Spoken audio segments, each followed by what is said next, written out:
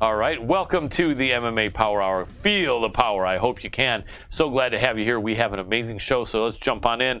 I am looking at this from our first guest, who may be having a different Skype, so I need to pass my phone over. I already took care of it. Excellent. We are all set, and I will even let him know all set. I'm going to go ahead and roar myself over on Dr. Roorda is roaring in here. Roar right in here, lion. Been hearing me.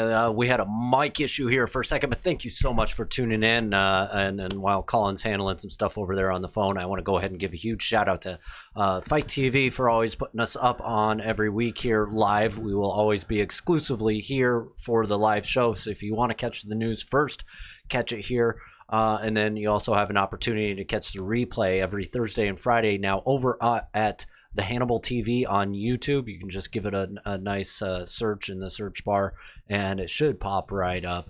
But the Hannibal TV, you'll see the logo popping across the screen every now and then.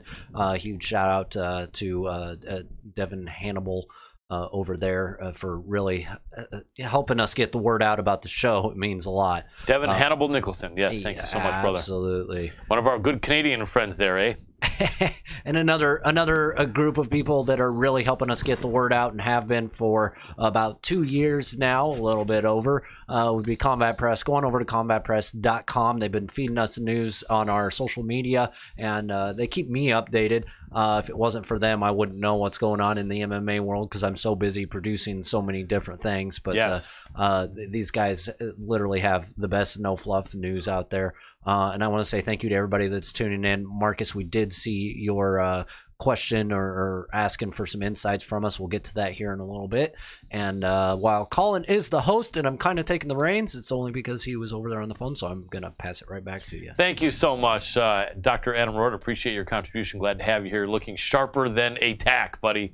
So glad to see it. You're always looking good, but now you're looking so sharp. I think if someone touched you, they might draw blood on their fingers. Absolutely. Yes. I'm going to remind you here live on air, because that's what we do. I'm going to tell Colin to look at that darn camera, because I am on the opposite side. If he wants to look at that TV screen to look at me. There we go. I see now. Because you're right. I would look over. I would look this way at him, and it would look like I'm looking the wrong way. So that's a good tip. So now the good thing is I can look up here and see if any of you are asking questions, and it makes it look like I'm looking over at Dr. Adam Roorda. Perfect. Well, you're looking above me a little bit. But okay, well, here. How about later? But then I have to lift my eyes way up here, and I can't see over the glasses. These are progressives. Anyway, yeah, well, that old, right? Anyway, Mark, thank you. Mark is 23. A question, you want to feel the power. Thank you so much for your support. Always, brother, and all the years of friendship. You are an awesome MMA and combat sports fan. Those of you who want to interact with someone that knows their stuff, Mark is 23 is one of those guys. Demetrius Johnson, I know I've always been impressed with him too, Marcus, and my take on all that is he's killing it. He went from UFC to one championship and continued killing it without missing a beat, and he'll continue to do so. One of the greatest, if not pound for pound greatest out there, either Demetrius or John Jones or Khabib possibly. But anyway, so much other great stuff to talk about here, and here we have the Mandem, and he says, any of you all watching KSI versus Logan Paul on Saturday? Thanks for the question, Mandem. Yeah, I think we're thinking about it. I know Dr. Adam Roorda. It's not even a question for me, the Mandem. I'm definitely going to be tuning into that. Just so you are aware, I do actually I work in social media as well. I've talked about it here with DigiSouth. I deal with the influencer world and the fight world. I've worked on both sides of it with social media, and I know some people not too far out from them, and I know that Fight TV, we have our own relationships with them, obviously, since that's where you're watching us tonight. We're huge fans of all the different influencers out there that are actually putting an effort into learning these combat sports. I'm going to be tuning in. I know that Colin has, that's a good topic of conversation, because Colin and I talk about it off air. I think right now is a good time to bring it on air a little bit. I personally feel that these guys are in there training and getting it done. These two specifically, KSI and Logan Paul, have been training with some of the top trainers. They've got the funds to hire the coaches and the right trainers to get them in shape and doing this right. And these guys are not just stepping in off the street. It's nothing like that. So I really enjoy it. I don't know if Colin, you've watched the highlights at all with these two, especially Logan Paul. But I mean, there's some skill there. Do I think they would be able to knock it out of the park with? You know, they're not going to be top contenders anytime soon, but are they pro level? Absolutely. I think it's fun watching them, especially a lot of people don't really care for influencers in today's climate. I kind of got overwhelmed for a second. You know, they're still influential, but people started getting overwhelmed and annoyed, and now everybody wants to see these influencers beat the crap out of each other because it's like, well, hey, at least these influencers will do away with themselves, right? Yes. The only thing that would probably be more fun for the people that don't really like these influencers is if Logan Paul and KSI were to fight in World Lethweight Championship rules. How would you like to see that, Dr. Adam Roorda? Yeah, what would happen? What would they look like at the end of that? I'll tell you this, actually. I was, when I was working with a bare knuckle organization recently, I was trying to get some stuff set up, not necessarily, well, even with them, with Logan Paul and Jacob Paul specifically reached out to him, and we were trying to get them doing some bare knuckle boxing. There's a couple other people that were interested in that have been on fight cards with them previously. So, hey man, there's a lot of fun in watching these guys beat the crap out of each other. These guys do have a certain amount of skills, and absolutely at pro level. That's why they're making their pro debut at this fight this weekend, and I'm excited to watch it. Yep, me too. Now, you know that it is actually KSI that is in the Mayweather camp, and KSI is not only training in the Mayweather camp, but also has Stitch Duran in his corner. Logan Paul, though, a little bit of the larger guy and is the betting favorite, but KSI, man, to be in the Mayweather camp with our good friend, legendary cutman Jacob Stitch Duran in his corner, I think is taking it really seriously. Not that Logan isn't, but I think KSI could be a good underdog bet. Let me see here. Marcus said, thank you. You're very welcome, Marcus. And then the Mandem, that would be Liddy like a biddy. That sounds good, man. It would be if they would fight the World Lethweight Championship, you know, right? But I do think that that might be a little crazy even for them, but we'll have to see. Anyway, Dr. Adam Roorda, we only have, this is a rare occasion where I didn't wear a watch anyway.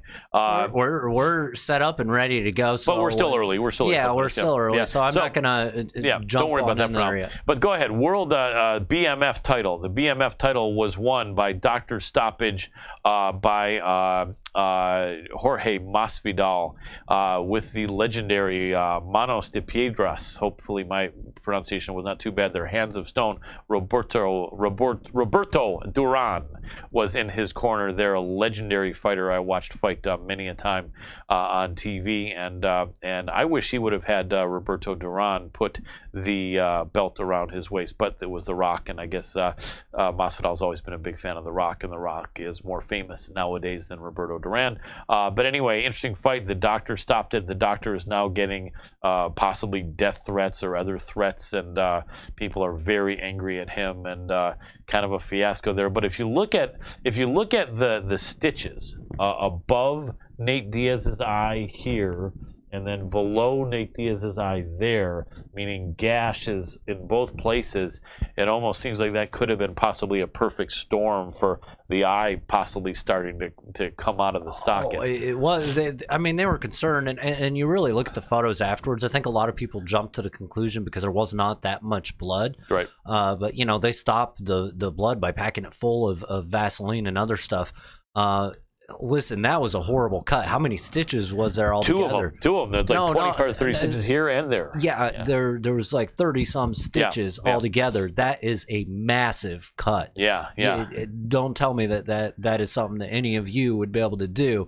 I know we all like to be armchair critics, but the reality is this ref made the right call. I mean, you look at those photos. I stand behind that ref's decision. You know, and get mad at me all you want, fans, but I think that's the truth. I am going to not be as vocal as you on that. I do think that it was a valid stoppage, but I also feel that it could have maybe gone a little longer. I mean, Nate was able to see, I believe, out of the eye. There was a lot of blood. He was wiping it away, so maybe he couldn't.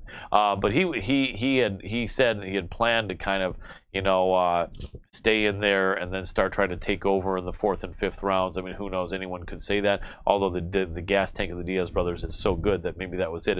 It was unfortunate. It was an unfortunate stoppage, and then you would think they would run it back right away. I think they're both willing to do that, but Nate is mentioning that he doesn't think he's going to get that opportunity, and I don't know if him saying that brought that sort of luck, but shortly after him saying that, I think Dana White mentioned that he's probably not going to get that opportunity right away because there are actual real titles of weight divisions that are are waiting for Jorge Gamebred Masvidal after this match. It's interesting. And then after this, let's get, in fact, maybe you can get working on getting our first guest anyway. But the interesting thing is, if Masvidal may be first in line for the winner of Usman versus Covington, Damian Maia has a decision win over Masvidal, although it was very close. And with Maia coming off that great win over Askren, Maia may actually have an argument that he gets it. But you know what?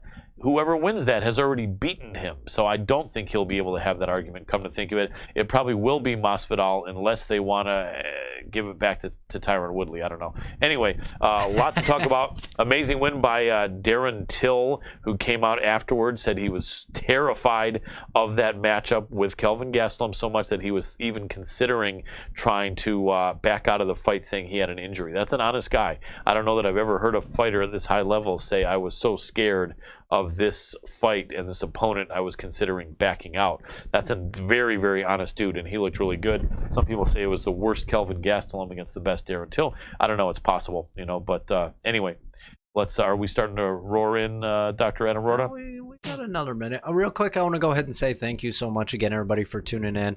For those of you that haven't noticed, we've actually tried to interact more the last few episodes. We've got stuff set up, so we've got some in-studio monitors that work out really well for us. Make sure to interact over there on our chat next to the video that you see here. We will always try to answer questions. Not saying that we can every time, but we will be trying. So, Colin, I don't know why you're always drinking live on air, but I can hear you swallowing. Sorry about that, dude. I was thirsty. Thank you so much for the likes, comments, and shares in advance. If you have not already, go down to the bottom of the screen here. Right below me, there's a little share button. You can share to your favorite social media platform right off of Fight TV. And if you're watching on Hannibal TV here on Thursday, we are, it's just as easy to share straight from YouTube. So definitely make sure to do that. Leave comments. Let us know what's going on. Get on over to our Facebook page, our Twitter, and our Instagram, and give us a like. Social media handles come right across the top of our screen all throughout our show with the intention of getting you all to follow us. So definitely do that. We appreciate everything, and I just want to say thank you in advance. Absolutely. Thank you so much. Like, share, as a lot of the other guys say. Answer the man of Shannon the Cannon Briggs. He was one of the best heavyweights. Absolutely exciting guy. And I think may have fought MMA once or talked about it. Anyway, let's get that guest going. We don't want to keep him waiting.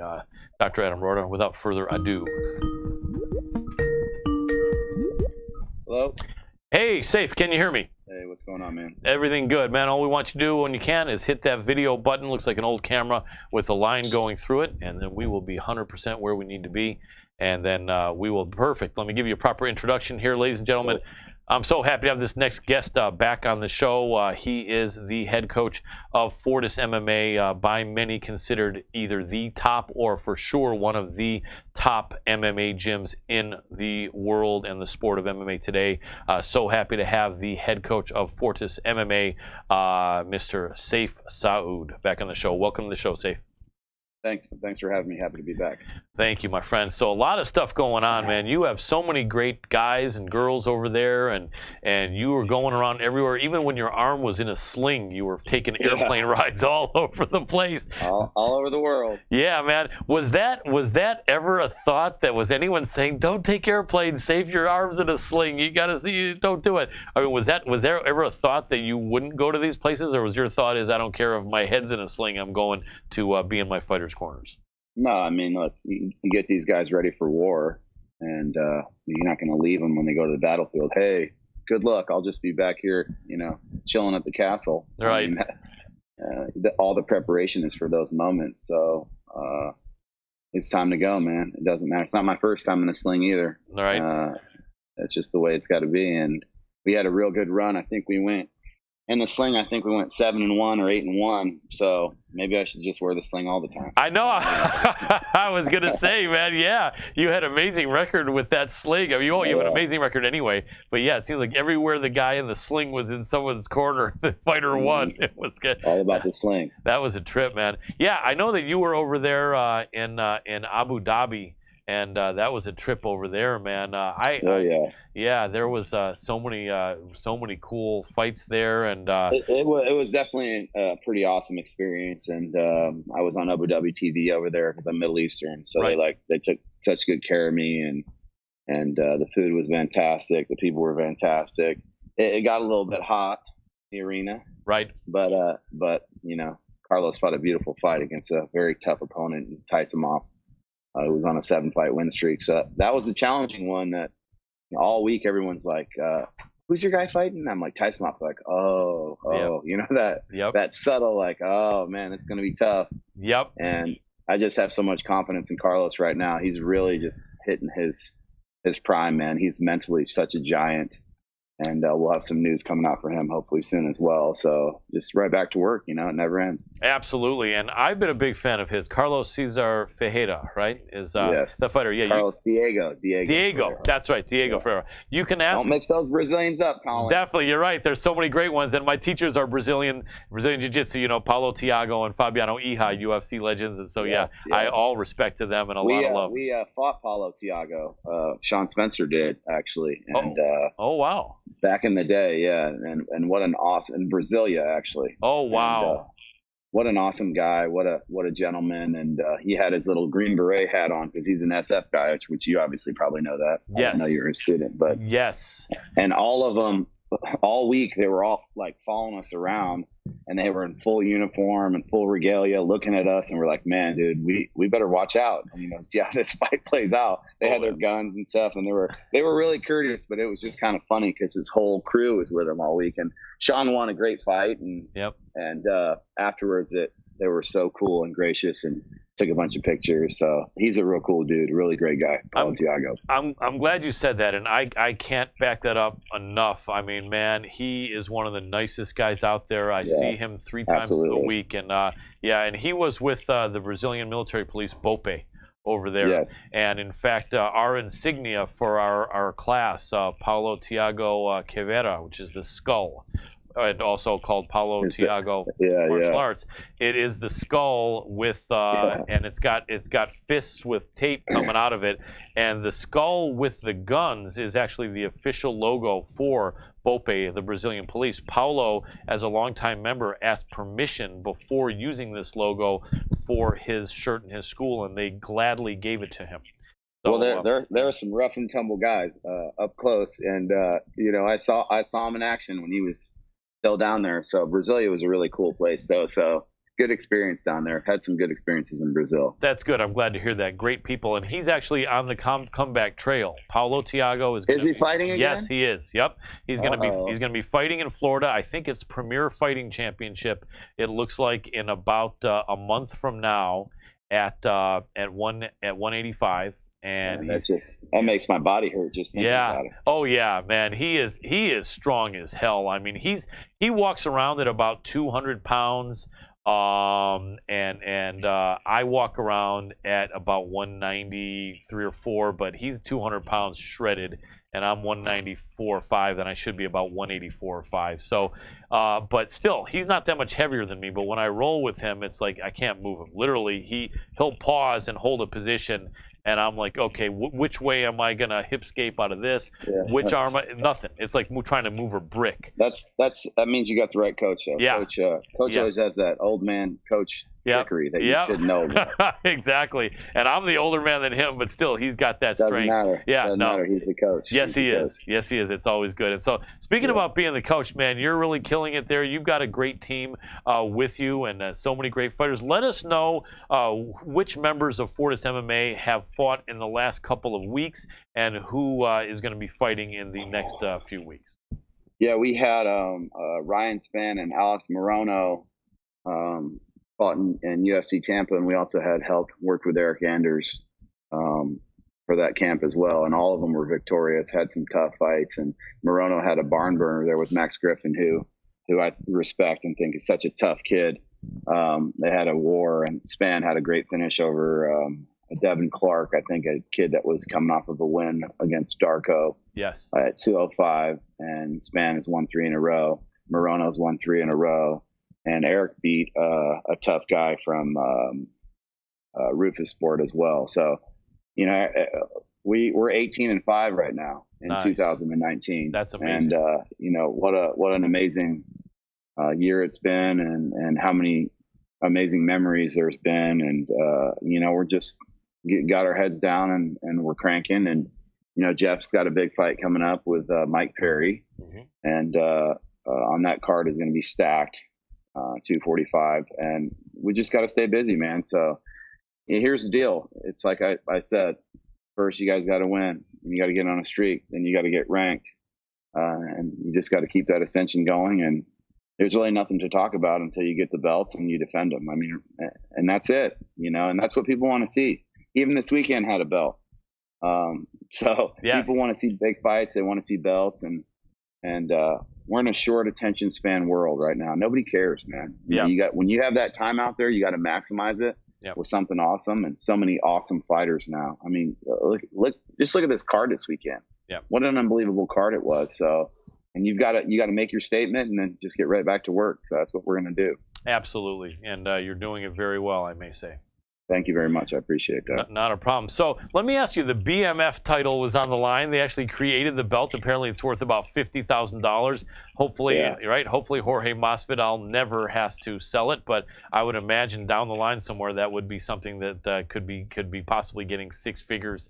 You know, on the bid. That's true. Yeah, it will definitely go up in value. Yeah, you know, so that's a very cool thing. Do you have any thoughts? I mean, obviously you are a head coach and you know every aspect of what goes on in a fight. I'm not trying to put you in a position of being the cut man, but was the cut above the eye and under the eye? What did you think there? I know this doctor. Okay, he was such a sweet, nice guy. Every time I've dealt with him, I've actually had a really good experiences with the New York Commission. Right. And they said that. They go, make sure you tell everybody now. They go, don't be quiet about it. And I have to say, I had some good experience with him. I know a lot of people have had bad ones, but this particular doctor spoke to us at length, a bunch of my athletes. You know, we went in Brooklyn and we had a couple fights and won, and we've been up there a lot. And I've had interactions with him. What a nice guy, right? Like, look, it was a really bad cut. And if you look at that cut in any other fight, people are going to be saying, man, this fight might get stopped. Yeah. Right? I mean, just the way it is. Yeah. And should he have let it go? Sure, could have. Is it really terrible that he stopped it? I mean, it's reasonable, you know? So, hey, man, we all know Nate Diaz is as tough as they come, and maybe he would have made a comeback. I thought Jorge had that fight handedly. And that cut existed for almost 2 rounds. So maybe the doctor was just letting him go for a little while. I don't know. All I can speak on is my personal interaction with people. And that's what I try to do as a human being. I don't like to talk about things that I don't personally have experience with. And this doctor in particular was so professional and such a good doctor that when I saw him getting all the slack, I was like, man, you know, kind of sucks. I just feel like he was doing his job. It's unfortunate and it sucks, but you know, sure, Nate could have came back, but Jorge totally dominated that fight. That's why I think Dana was saying, you know, who cares about a rematch? Like, nobody cares. So, and look, it's amazing. Those guys, look at what they did. Nate Diaz, Jorge Masvidal, MSG, all eyes on it. They got The Rock out there. President Trump was there. Like, here's my thing. I don't care what camp you're on. Man, MMA is growing. Yeah. Okay. The needle is moving. ESPN is blowing this stuff out. I mean, how awesome is this, right? We go from watching our favorite football game to watching our peers on ESPN, watching guys like Paul Felder and these fighters who are becoming these great commentators, you know, and just looking at this production, and all these other guys are doing the post-fight shows and you know, I mean, it's awesome, man. It's so awesome to see where MMA has gone. And for me, I'm all about all of it. You know, BMF, cool. You know, some people were complaining. Look, man, our sport is the fastest growing sport in the world. All the other athletes are watching us. They didn't even start the boxing match until that fight got over with. what does that to say? Canelo's one of the biggest stars there is. So Yeah. I think that, you know, anyone with negative energy or hating on any of that, for me, it's you're hating on your own, right? Yeah. When any one of us in MMA is pushing mainstream and doing new things and pushing in some of the most famous actors and politicians, and that's great for us, man. That's what the Ali and Frazier fights did back in the day, right? So it's the same thing. It is. Yeah, it really is. Very well stated. And I was going to mention that is really amazing that they actually did have Canelo and Kovalev hold up in their dressing room because they were finishing. Smart. Yeah, smart. Yeah, it was very, very smart. Yeah. You know, I've been a fan since the beginning. I think I told you when we first spoke a while back. I had a copy of the press kit for UFC 1 before the first event. Yeah, and I remember I had some surgery from an injury a couple years later, and I had my brother and a couple of buddies come and bring me some food and stuff and hang out with me, and we always used to rip on each other. So I told one of my buddies, I said, "Hey man," I said, "you know what?" I said, "I think I got a job for you." I said, "I'm gonna put you in to be an alternate against Royce Gracie for the next fight in the UFC." And my brother, they were ripping on each other back and forth for a long time. Yeah, I'll make you the alternate against Royce Gracie, you know. And that's how far, you know, I go back. But you remember, you know exactly what I'm talking about. Yes. And it's amazing. It's amazing to see where we're at. You know, I mean, it's amazing. And anyone who's a true fan, right? A true fan of, you know, if you're an athlete or you know, you're a coach or you own a gym and have a team and you're involved, man, this is great. So look, more opportunity, more money, and with time, everything's going to happen, man. So I always say, shut up and put in the work, and great things happen. And I just think that's really what's happening in the MMA community. And the UFC deserves a ton of credit, man. People love to rip on the UFC. I've never had people treat me better. You know, you know what the issue is? You got to win. Yes. And that's any sport. Don't win in any sport, and guess what? You're out of there, man. So it's not personal. No, it's really true. And actually, one of my jiu-jitsu brothers and I had a little bit of a small debate that, you know, we were talking about the specter of being cut from your contract, and I told him that Kevin Lee, in that great fight coming out, and he's from the Motown Phenom. I'm originally from, unbelievable. Fight. And I'm originally from Detroit. I'm originally a Detroiter, so I was cheering loudly for him. I had nothing against Gregor Gillespie. He's amazing, but I was talking up Kevin Lee, and I was talking to a buddy of mine though, and I said, "Look, man," I said, "not only is Kevin Lee a talented fighter, he's gone over to TriStar, a great gym. I'm sure you respect as a coach, you know, right?" And I said, "But his back is against the wall." And I said, he's had 3 losses in his last 4 fights. And I said, and then my friend said, "Oh, no, they love Kevin Lee. They'll keep him around. He can keep losing and losing." And I said, I just don't agree with that, brother, at all. No, I'm glad you backed me up. Thank you. I hope Anthony's watching. they just cut Curtis Millender. Yeah. You remember Curtis Millender's fight against Thiago Alves? It was amazing. I mean, it was like, can you believe this guy? This guy came out of the gates, made a huge statement. Thiago Alves was a title contender. Yes. An unbelievable martial artist. Yes. And, you know, at one time he was one of the most feared guys in the welterweight division with his leg kicks and his power. Yes. Right. So this guy comes out. I was there and just picks him apart, man. And I was like, wow, you know, and then to watch him, you know, lose the Bilal Muhammad, who Jeff fought and defeated, but is very tough. I mean, so tough. No shame in losing to Bilal Muhammad. Yeah, and then lose to the other dude, the Capoeira guy. Right. Yep. These guys are super tough. Yeah. I mean, this isn't no joke. I mean, these are top 15, top 20 guys, right? And then he's cut. Yeah. So it's like you look at a guy like that. An amazing talent, tough guy, definitely okay. We saw some stuff on the ground, and we get it. Yeah. But man, you know, it's rough out there, Colin. And let me tell you something. You got to swim, man. You got to swim, or you're going to drown, and you're done. And I mean, that's just the way it is, and that's what we talk about in the gym, and that's what we talk about in the room. And I think it's just better to be honest and straightforward. You know, just give it to me straight, and let me know where I stand. And it's a rough business, but you know, competition brings out the best in people. Yeah, it really does. It really does. I met Curtis Millender a few months ago at a Brazilian Jiu-Jitsu tournament. I wasn't participating in, guys in my school were, and really nice guy. So he was there. He was there working on his ground game. He was grappling. And how awesome is that? I mean, here's a guy was tough guy in the UFC. He's there doing jiu-jitsu tournaments. So, you know, hopefully he gets back, you know, around. But this concept of UFC's unfair and this and that. Man, there's 500, 600 guys clamming in there to get in all the time, and I mean, look, and the fans want to see great fights. They want to see violence. They want to see those kind of knockouts that Kevin Lee produced. And that was an amazing knockout.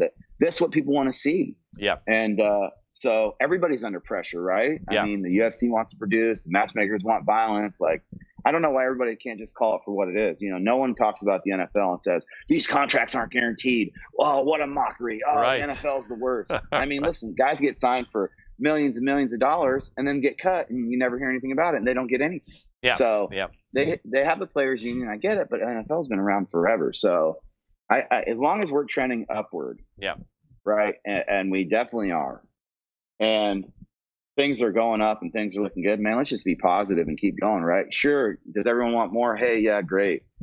Win, man. Yeah. Shut up and win. Yeah, that's what it's about. Just where was that statement? Just win, baby. Wasn't that a Nike statement? Or remember that about 10, 15 years ago? That's what we always say that, man. I always tell them, just shut up and win, dude. I think, you don't want to hear about it. Yep. And you got to dominate too. You can't just win. Right. I mean, you got to dominate. Otherwise, nobody cares. And I mean, that's just the unfortunate reality of the market of who's watching us. I don't know why people take it so personal. Yeah. This is the business we're in, just like football, why do you think it's a passing game now? I mean, people want to see action. Yeah. Right? So without a doubt, it is what it is. And I think that with these new athletes that you have coming through the sport, you're going to see more and more knockouts like you saw, this last weekend. And the sport's going to continue to grow. Absolutely. Now, speaking about that, one of the things no one really wants to talk too much about, I guess, although I guess there's no taboo about it, is, there's always losses, and we don't have to throw out any names. But I was thinking, I'd love to ask you, when a fighter loses, and I'm thinking to myself, what would be kind of an interesting thought on this in concept. So if a fighter loses, what do you do personally, Safe, if one of your fighters loses, and whether he or she is trying to be funny or really is serious, and they come to you and they say, man, coach, we blew it? Yeah, here's what the do thing. You say? Yeah. Number one is I love the we part, because it is we. Okay. If you watch Jordan Spieth, and I love golf, he always says we won, we did well, we did bad. And I've always loved that about him, right? It is we. And, when you win, it's we. And when you lose, it's also we, right? Yep. And sometimes it depends on the loss, Colin. If a fighter goes out there, fights their heart out, and gets knocked out, I had a kid losing the Contender, and, man, he fought his heart out. Yeah. It was the third round. These guys were going at it. It was a war. He was walking them down.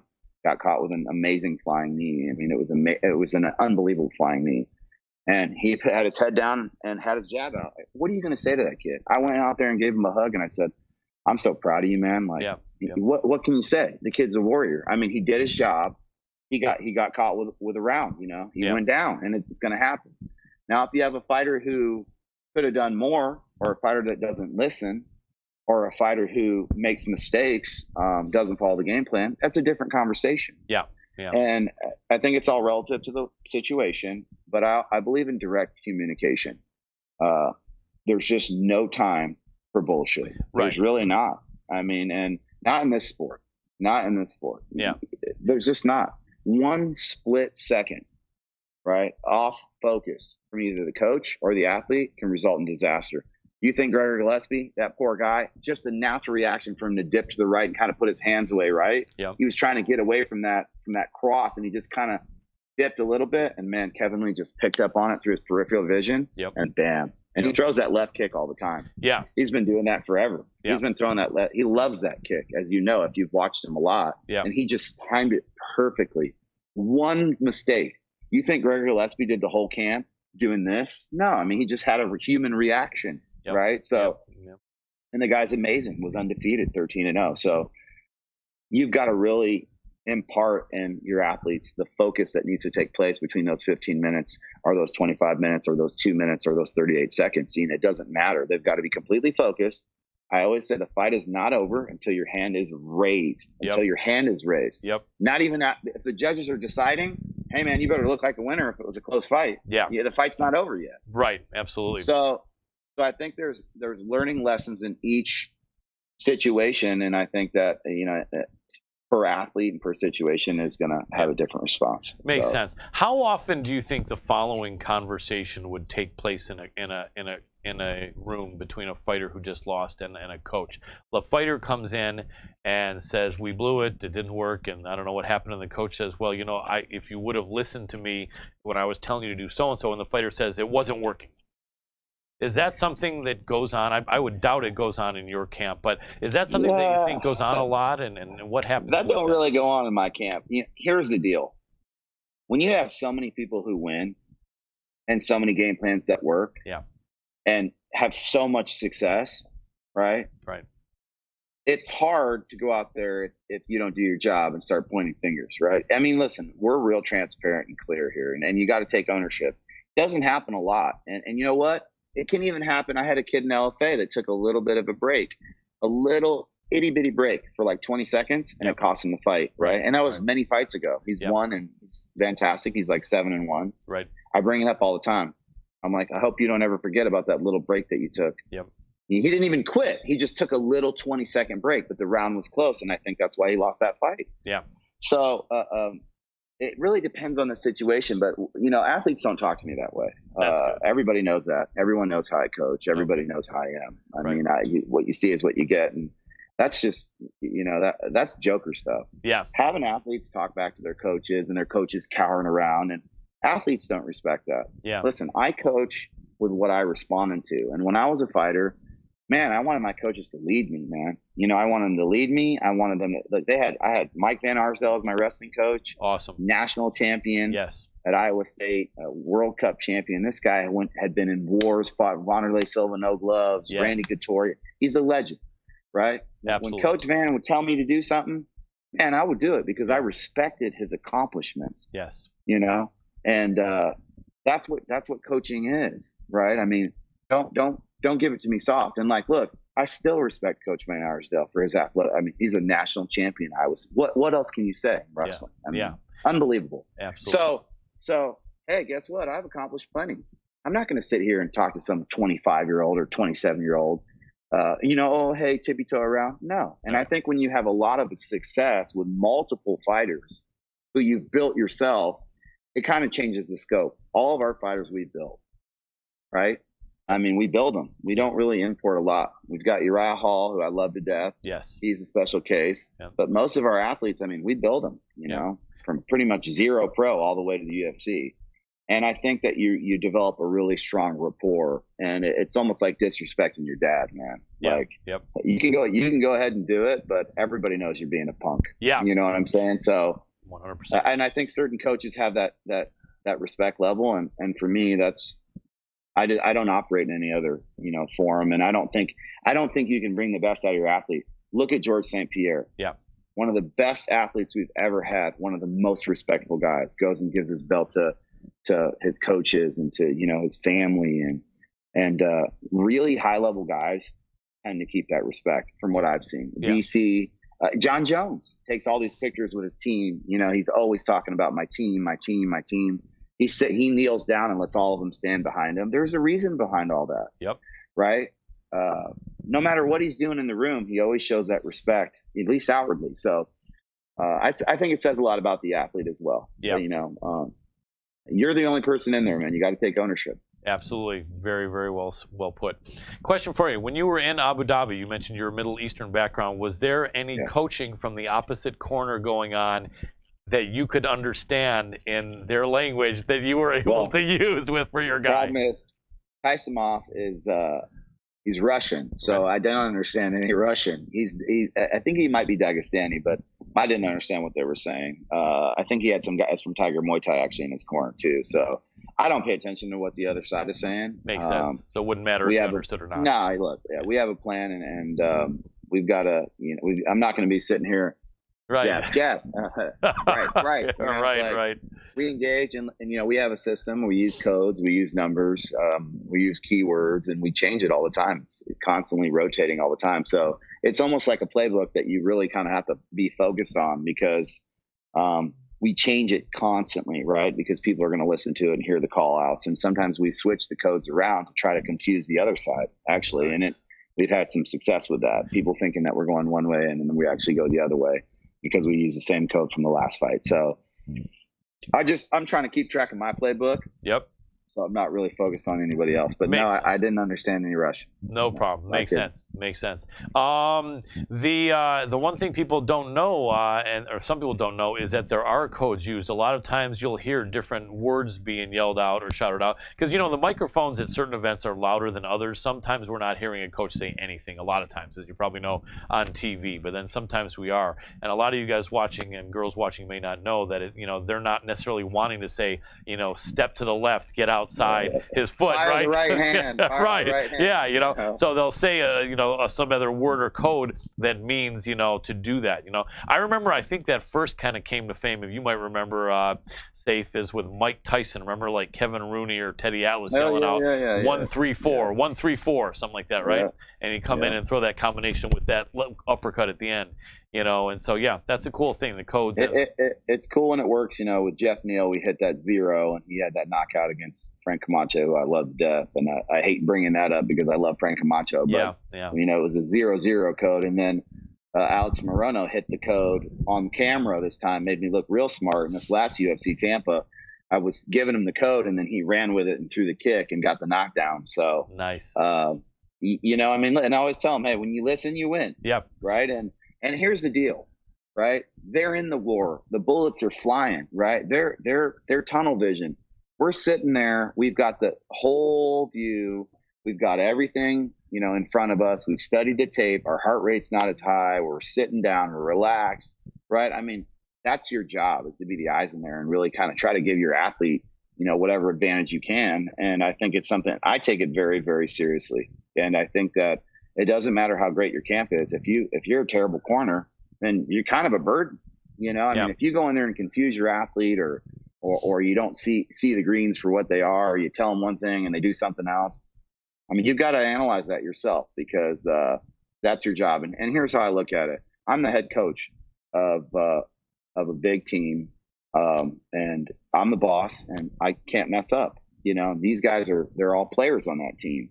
I don't know why some coaches don't look at it that way, right? And who's the biggest star on the Patriots? I would say it's Belichick and Tom Brady, right? They need each other. Yes. So I think that the harder you are on your kids, the more expectations you have, the more focused you are on all those specifics, I think you get a better result. So cornering is important. It really is. Yeah, it makes sense. And the proof is in the pudding, and you are getting those great results. And absolutely, what you say is a good lesson learned for anyone that wants to do any coaching. So coming up, you're in Vegas. We are going to be in the press section, MMA Power Hour team. All right, cool. Yep, at 245. So it'll be great to meet you in person.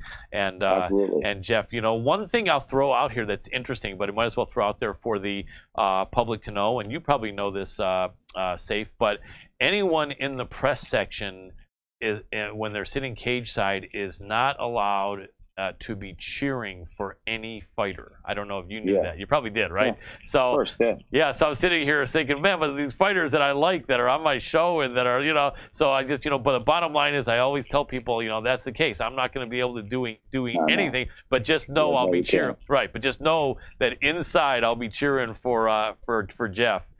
In that well, you can't. Hey, you can't say it now, right? Now you put it out there, and now everybody's gonna know. But here's the thing, right? Yeah. Like, Mike Perry's an exciting guy. Yes, he is. He came up to Jeff in Tampa and was hilarious. Like, he got behind him and was doing all his little antics, and was like, he's like, man, he's like super complimentary of the guy, Good. And he said, man, your boxing's great, 4-0 in the UFC, man. Wow, and that's the thing about this sport, man. Most everybody's great, and a guy's going to talk his stuff and do his thing. It's a fight business, but in person, he was real cool, and him and Jeff had a cool moment. So those guys are going to go to war, and I'm sure it'll be a great result. Absolutely. And then who else do you have going? Do you have Alonzo going at some point in the next Alonzo got hurt. He's going to need a little time off. Okay. When you're that fast, sometimes you move too fast for your own good. And he had a good matchup coming up. He was ready to rock and working hard in the gym. And he'll be back, I think, early next year. All right. We're hopeful. I just want to be cautious with it. He kind of was trying to work through it, and I had him coming to the gym, and I was just watching him move, and I was like, man, he's such a prospect. not a prospect. He's almost a contender, Alonzo. I mean, he's so impressive. Absolutely. He's in between a prospect and contender right now. He's a guy that everybody talks about and everybody adores. Yep. And he's got amazing power and amazing speed. So with a guy like that, it's like, hey, man, you know, we might be able to push through this, but that's just not smart for the longevity of your career. Yeah. Yeah. So let's just take the appropriate measures and do the right thing, and we'll have him around for a few years for you guys to be able to watch him fight, because he is special. That makes sense. That's Alonzo Menifield, very tough guy. And anything in the works for either Macy or Bea or Kennedy or Steven or anything? all of them are in the works. Kennedy actually is a little banged up too. These big boys that get hurt. Yeah. But Macy is going to get back out there. Bea, we're working on something for Bea, and everybody, look, it's going to be right. We know we've had 23 fights in the UFC in 10 months. You know, that's 23 fights in October, all the way up through October. Yep. And November we don't have any fights, which it's almost a blessing, right? To be able to just take a minute to breathe. But then Jeff has this big fight, and next year I don't see it slowing down. I probably see it ramping up. You know, with Miles now and a couple of new guys that adding to the squad, and more fighters in the UFC. Right. So just got to be ready for that. Ready for that pace, and everybody's in the gym working all the time. So. Absolutely. That's what you want to do. Everything's on track. And I was going to say, Carlos Diego Ferreira, I've been a big fan of his. I called him to win that fight in Russia. You can ask anyone. You can look at my social media, Dr. Adam Roorda. You're a smart guy. Yes, thank you. You're a smart guy. Yeah, always impressed with him. And so, yeah, anyone that you have on there, I know I have to ask you or reach out to them directly, but we've been grateful and happy to chat with Jeff, with Kennedy, happy to have him on. Man. Yeah, and with Steven. And we're going to make a push for Carlos. That'd be great. We're going to make a push for him, and you know, sometimes a guy gets finer with age, man. And that guy went through an unfortunate suspension that now you see this USADA deal. We're not going to go down that road, but a lot of people losing a lot of time that might have been unfair. And he's just aged like fine wine. Yeah. I mean, he's so sharp. He's so confident.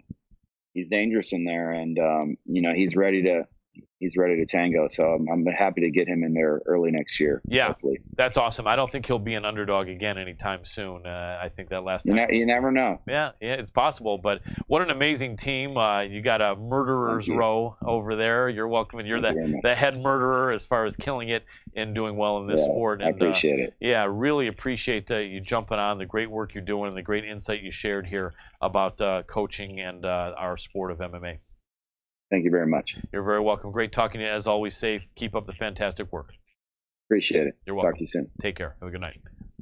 And that was Coach SAYIF SAUD of Fortis MMA. Amazing insight he always has, doesn't he, Dr. Adam Roorda?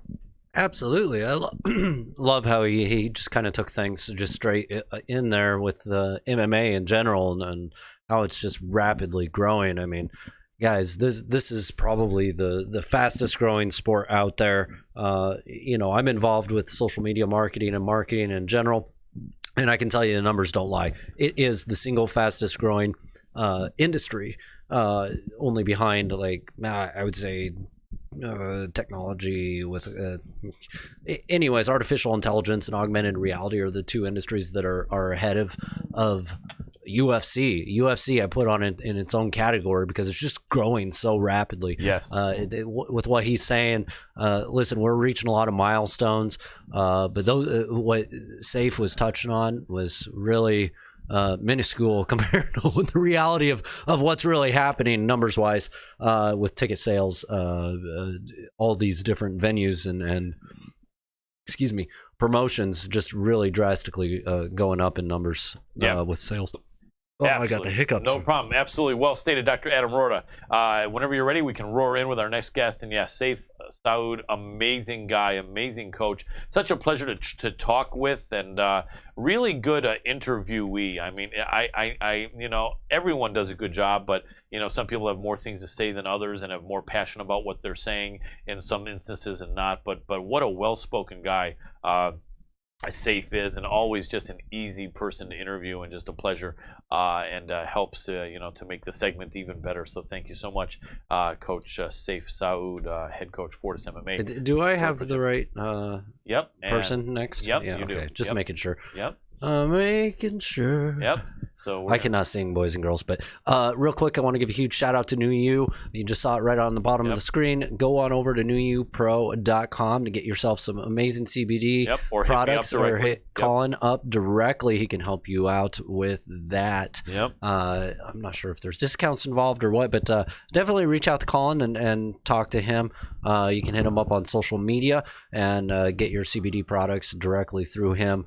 I've got some of the CBD oil and I do it. It keeps me calm dealing with anxiety every day, and it really helps out a lot. So top quality nano amplified CBD, cleanest stuff out there, and the best ingredients. So definitely I want to give another quick shout out to everybody that's tuning in here on Fight TV tonight live. We love you. We love you all. Now I can't see any of the, actually I'm going to do something here real quick. What are we gonna do? Colin, I'm going to do a little page refresh. Oh, there we go. Don't dance. You guys can't see what I've got going on. I'm not going to show that screen. No, unfortunately, it's not working. It's not working. Well, it might just not. No, it won't. And I can tell you why, but it is okay. So we're not seeing when we're streaming live, we have a lot of stuff going on the computers. So we've got our next guest actually texting us. He's about ready, so I'm going to get him in here in a second. But before that, make sure to give us a like, comment, and share. Go on over to our Facebook page if that's where you're coming from. Awesome. If not, get on over there, give it a like. It's just at MMA Power Hour or facebook.com/MMA Power Hour. It's directly above me on the screen right now. And then make sure to also go on over to Fight TV, share from there directly, and also check us out on YouTube. Starting last week, we went ahead and started getting some clips and segments put up on the Hannibal TV over on YouTube. Check it out with Devin Hannibal Nicholson. I'm sorry, I always drop his last name in my brain because Hannibal is such a big name. Hannibal the Cannibal, baby. That's right. So here we go. Let's get it on. Let's go. Let's get connected with jolly old England, as they say here in the States or in the colonies. Chris, can you hear me? Can you hear me, mate? Hello. Excellent. We got you there. Good. Let me give you a great introduction here. Ladies and gentlemen, so happy to have on as the next guest on our show, a man you may recognize as having been a big contributor in the past with his updates and news updates, from the MMA Fight Bible, having taken a bit of time off to get married and go on a proper honeymoon. He is back, and we're here to talk to him live late at night from in the area, let's say, of London, England, none other than the great Chris Allen. Welcome to the show, Chris. Hello, Colin, mate. How you doing? Doing great. So glad to have you here, man. You did everything. You got the headphones, making sure the connection is great. I really appreciate that from one journalist to the other. Yeah, but of course. And I'm rocking some of your clothes, mate. Not that I'm trying to score any brownie points. No, that's just beautiful. I like that. As many brownie points as you can get, we'll give out over here. You look great in the cross-train MMA fighter gear. Ladies and gentlemen, I like to call this gentleman the tall man of British MMA. Maybe that will stick. So look out for the tallest and MMA journalist you see usually, and you'll be looking at Chris Allen over there in the United Kingdom. Chris, you've been doing a ton of stuff. You're not only a reporter working for various sources, which we'll definitely have you shout out, and a journalist and a broadcast journalist at that, but also a fight manager. And we're going to talk about all of those things in this segment, and I really appreciate you staying up late. Hope the missus isn't too upset with me. Nah, she's asleep in bed, mate. Hopefully I don't wake her up, but she knows what I'm doing. As I said, she supports everything I do anyway, so it doesn't matter. Anyway, I'm trying to keep awake. I've got a good classic British cup of tea. So look, we have it in a mug. Excellent. Everywhere I go, Colin, right, they give it to me in a glass. That's right. I have a mug. Yes, a mug is more of the American way, although I think in some of the finer restaurants they give it to you in a glass. But in the United States, most people at home will drink the coffee or tea out of a mug. Is that the same over there, or do most people drink out of a glass at home in the UK? I think it's just in Europe, but every time I go away in Europe, they give me a glass of tea. I'm just like, but then you go somewhere where they're English owned and they understand when you ask for a mug, they don't look at you like you're some sort of like nutter. Right. You know? Yes, exactly. It should be the mug. I've been more of a tea drinker than a coffee drinker, and I know that they have various things on the shelves here. Some of it is complete crap, I've heard from my friends over in England and in Ireland, but some of it's good. And I know that that they have the PG tips They have the berries tea, and I think both are good. The berries is an Irish tea, I think, and I really enjoy that. What would be the best of the British tea? Would it be the PG Tips, or which would you say? Or are you not a tea drinker at all? No, I drink a bit of tea. It's all about. It's called Twinings is the bake, it's called Twinings English Breakfast, right? And they're extra strong tea bags as well. So, excellent. But we put milk in our tea. I don't know if you put milk in your tea, but we put. Sorry to interrupt you. Quite uncommon here, but I did have a roommate from Ireland for a while. Greetings to Bertie, my former roommate. Great guy. If you're watching, and yeah, he taught me about that. And in fact, I'll tell you a funny thing. We went out and got some of the berries tea one night. And it's funny, we're young guys, but hey, we're tea drinkers, whatever. It is what it is. And so we got some berries tea, and then we put up some water, and he put the tea bag in, and he said something that doesn't look right. He said it doesn't look like the proper color. And I said, what do you mean? And he said, let me get some of the bottled water. He said, because this is not the proper color at all. And then we used some bottled water, put it in the kettle. Then he said that was perfect. So he said the Los Angeles water was just so crappy that it made the color of the tea so awful. It looked nothing like he was used to. And he said, yeah, we won't do that anymore. Take the bottle of water, put it in there, and you have a proper cup of Irish tea. I'm sure probably for the English tea as well. So we always want to have the good stuff. But that's enough of tea for now. I appreciate you indulging me in that. So much going on, man. Let me get your thoughts on what we saw, the main event and the co-main event, perhaps maybe a minute and a half opinion on both. Let's start with the co-main event. Darren Till coming out with his first fight in the UFC at 185 pounds. Many people going up in weight recently not having very good fortune, and for his first fight being Kelvin Gastelum, based off of the tremendous performance that Kelvin had against Israel Adesanya, most people said if he does almost beats Israel Adesanya, then he's going to just completely annihilate this Great Britain guy on a 2-fight losing streak. So that's what people thought. Apparently, Till was honest enough afterward to say he was terrified of the matchup and even thought of pulling out, which I'd love to have your opinion on, a guy being as honest as that. I don't know that I've seen a fighter at this high level saying I was almost thinking of saying I had an injury to get out of the fight. But he came in, he seemed to have a very calm, upbeat, humble attitude all week leading up to the fight, which I was impressed with, and then he fought brilliantly. Give me your thoughts about that fight. Were you surprised or not? What did you think of Till saying he was terrified of the fight and admitting to that and almost pulled out, and where he goes from here? Well, first of all, moving up, he's a very brave man to be taking on someone such as Kelvin Gastelum. Like you got to remember, like he lost his last fight against Adesanya, and Adesanya 5 rounds. Yeah. He's the current champion. He dominated Whittaker, and he gave him a lot of grief. So to take on someone as good as Gastelum when you're moving up straight away, is a risk. But as you see, Darren Till's happy to take the risk, and by doing that, he's leapfrogged himself right up the ladder now. I'd say, Yes. Like he'll see what Gastelum comes from Bisping, so he's got the knockout power. But also, you can look at the fact that Gastelum hasn't that long ago moved up to the weight class himself. True. Yes, very true. So you're almost seeing the two of the same guys who fought in the same weight class, who needed to move up a weight class, but they finally met each other at the correct weight. You could almost say it like that. Right. But one thing I noticed a lot actually was Darren Till, the size of his legs compared to bloody Gastelum. Yeah, much bigger. You can tell, obviously, Gastelum's very thick-set upper body. Yes. That's one thing I noticed a lot. And I think Darren Till, I think he's learned a lot since his last fights, and you can definitely tell that in his game plan when he went in there. Most interesting sort of game plan that people wanted to see, but that's the way you have to win. It's like the old saying, how do you beat Stephen Wonderboy Thompson? You have to fight that style. Yes. So indeed. I think that's what happened, and I don't want to say it because obviously I'm not being biased or anything, but on that fight with the decision, I personally thought, the Brits are going to hate me, man. I thought actually Gastelum took that fight, in my eyes, if I'm being honest. Very honest of you. It was very close. It was quite close. There could have been an argument either way. What do you feel? Well, sorry to interrupt you, Colin, but did you hear the judges? Didn't one judge give Gastelum 30-27 and one judge gave Till 30-27? Yes, in fact, one of my buddies stood up. I watched the fights with several friends, and he said, how can this be?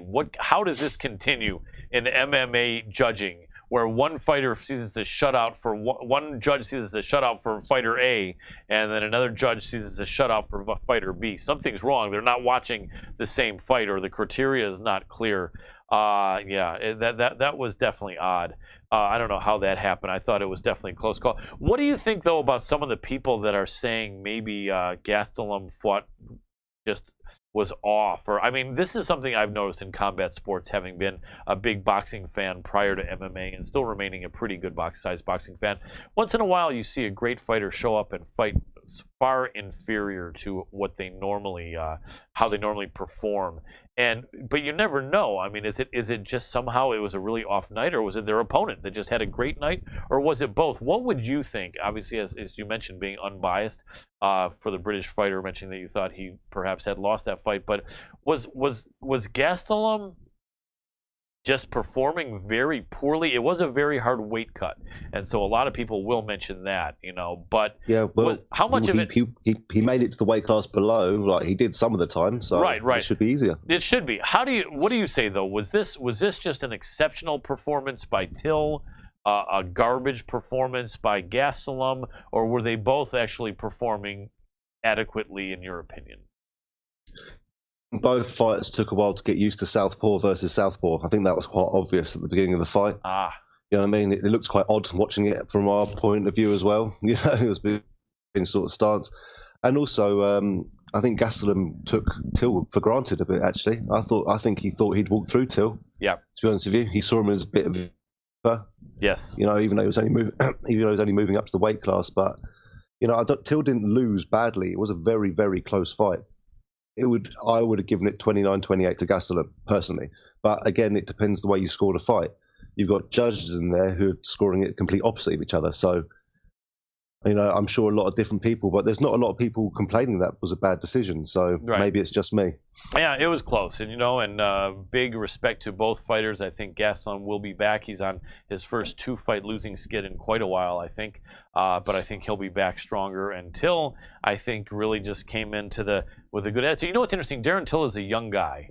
And coming in off of beating Cowboy Cerrone, I think he had become a bit cocky. His head had become big, and he felt like he was immediately going to be the champion.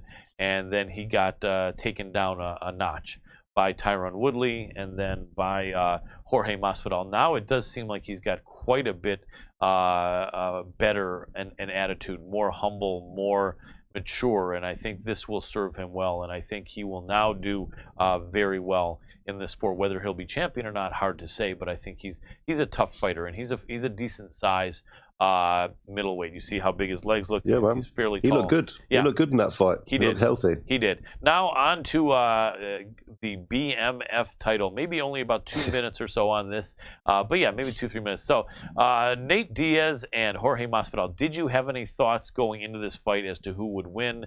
Were you going back and forth like a majority of us were? And then how did it play out as compared to your expectations? But I don't want to sound cliche sort of thing, because I know a lot of the commentators and the post-fight talks were saying a lot about this as well. But for me, Nate Diaz, it's the fourth and the fifth. As they say, he excels there. Yes. A lot of people were saying, he said himself. A lot of the interviews at the end said as well, and he can take a beating. He's all bloodied up. The guy's got so much scar tissue. He doesn't know what to do with himself. So he's going to get busted. Conor McGregor busted him up that same side. Yes. But don't get me wrong, Masvidal, that his stand up is just unbelievable. Some of the shots he was landing on Diaz were just Diaz is a geezer as well, man. But we all knew that anyway. Yeah. But man, don't get me wrong, Masvidal deserved to win that fight. He didn't look like he was slowing down that much, to be fair, by the end of the third round. Yeah. So maybe Diaz would have pushed on in the fourth and the fifth, but who's going to know? You're never going to know. And what people need to remember is booing at the end of that fight. That always upsets me when people boo anyway. Did they not see what happened for the first 3 rounds? Yeah. Did you miss that? Right. That was probably some of the best 3 rounds of fighting you'll see in a long time. Yeah, absolutely. And the fact that he had a big gash under his eye and above his eye, under and over his eye, is not a good combination. But man, he was ready to go there, and But yeah, the doctor did what he had to. It would love to see it replayed, but we may never see that. Although we may, you never know. But Masvidal definitely looking sharp, and certainly should be in consideration for facing the winner of Covington versus Usman. Speaking of fights, the great Chris Allen has been kind enough to jump in to the expert, we'll call it the expert pick segment, and we have some fights coming up. God. Yep, that's it. You are the expert. I know, quite a humble expert, but an expert nonetheless. And so we're talking about this coming up Saturday in Russia, and the following Saturday in Brazil, I believe it is. Forgive me if I'm wrong. So in Russia, we have the following couple of fights. Let's start with Greg Hardy against Alexander Volkov. Maybe about a minute on this. Quite an interesting thing that Hardy was given short notice, but he did show a lot of courage and confidence, as they have over at American Top Team where he trains, to say, yeah, let's do it. We want a big, bad, tough guy, and Volkov is that guy. Give me a minute or maybe a little bit less and how you think that fight may play out, and a prediction if you have one. Do you know what? A Greg Hardy fight is just too hard to predict. The problem with him, he can go in there and destroy them in the first round, or as we saw in his last fight, he went the full 5 rounds. 3 rounds. Obviously, yeah. it was a no contest, as we all know. He needs to leave that inhaler alone, Colin. Yeah. Between rounds. Yeah. That was just madness. That's a whole conversation in itself, isn't it? Yes. But That is indeed. But what an opportunity for Greg Hardy, though, man. Yes. Like, how many fights has this guy had? Like 6? 4, even 4 or 5, I think, even. Yeah. Exactly. And how many Volkov's had? Like 37 fights for some of the best people in the world. Yeah. You know what I mean? So a great opportunity for Greg Hardy. I see Volkov's coming off a loss to Derek Lewis, at the moment. But before that, he won 6 in a row. And he was winning that fight handily, too, before Derek caught him. Exactly, yeah. So, Greg Hardy, he's coming back, obviously, very quickly. Yep. He's obviously wanting to get back in there as soon as he can. Yep. And he's not looking, obviously, you think he might want that rematch with Ben Sassoli straight away. But no, good for him. He's jumped straight back in there, and I think to do it. And if he pulls it off, then, hey, fantastic for him. It's really going to boost him up. And for Volkov, unfortunately, hopefully it's not the beginning of a downward spiral for we see a lot of these guys at the end of their careers. Yeah, I agree. Volkov is a very talented fighter, very tough, and both of them really have a lot on the line in this fight. Hard to say, but you would think Volkov certainly is favored in the odds and more likely would win, but Hardy seems to be a good guy. I was in Boston and sitting only a few feet away from him, and interesting guy. He seems like he's prepared for the haters, but that he honestly is kind of I don't want to put the title of decent guy on Greg Hardy when people realize he had a bit spousal abuse charges against him and so on. So I'm certainly not going to say, oh, he's the greatest guy ever, but seems to be a guy that's humble and really was respectful to the press and answered a good question that I had, a couple of them, and really wants to try to do the best. And there's some great people at American Top Team, Mike Brown, Dean Thomas, Steve Mocco, and their team that are really great individuals that are on his side. So I think he's going to do his very best. Next up in the main event on that card, Zabit Magomed Sharapov. Many people call him the Russian Abraham Lincoln because he looks a bit like that, right? And he is going up against Calvin Kattar, or Qatar, as his name would imply. Probably Cater here in the United States, and Qatar is how you guys would say it in England. So Qatar. Qatar, right. What's your thought there? That's an interesting matchup. Give me a minute maybe on how you think that fight may break down and unfold in a prediction. Well, anyone who has to fight Zabit is just like, I just feel sorry for them before they even get in there, Colin. Yeah. Because that guy he reminds me of like a smaller John Jones by the way he mixes things up and does all sorts of moves, like all sorts of spinning attacks. Oh yeah, he's incredible as well. Man, I'll tell you, this small town of Dagestan, mate, there's not many of them there, but hey, they're taking over, aren't they? The UFC. Oh yeah, brilliant wrestlers, absolutely amazing grapplers. Yeah, absolutely amazing. And look at that grappling, then look at Zabit's stand-up. Yeah. Khabib, let's look at Khabib. Like, he doesn't need the stand-up as much. He's got good stand-up. But imagine if he had Zabit as well as his own ground game. Oh, yeah. Zabit I heard one guy told me he thinks Zabit's like the best fighter in the world, including Khabib. So Zabit is a force. What do you think? How does that play out? Cater's on a good win streak, and and it's nobody's pushover. Yeah, I know what you mean. I don't like to count anyone out, sort of thing. Like I said, he's on a 2-win streak. Then this fight was supposed to happen. I think it was supposed to happen last month, or no, it was supposed. Yeah, I think it was supposed to happen last month. In Boston, it was. It was supposed to be in Boston, where the card that I attended, where he's from, and he goes from having scheduled a fight in his own backyard, Cater, and now fighting in Zabit's backyard. But the fact that he took that fight, respect to him. Yeah, man. Everyone wants to get over there, though, don't they? They all want to fight over there.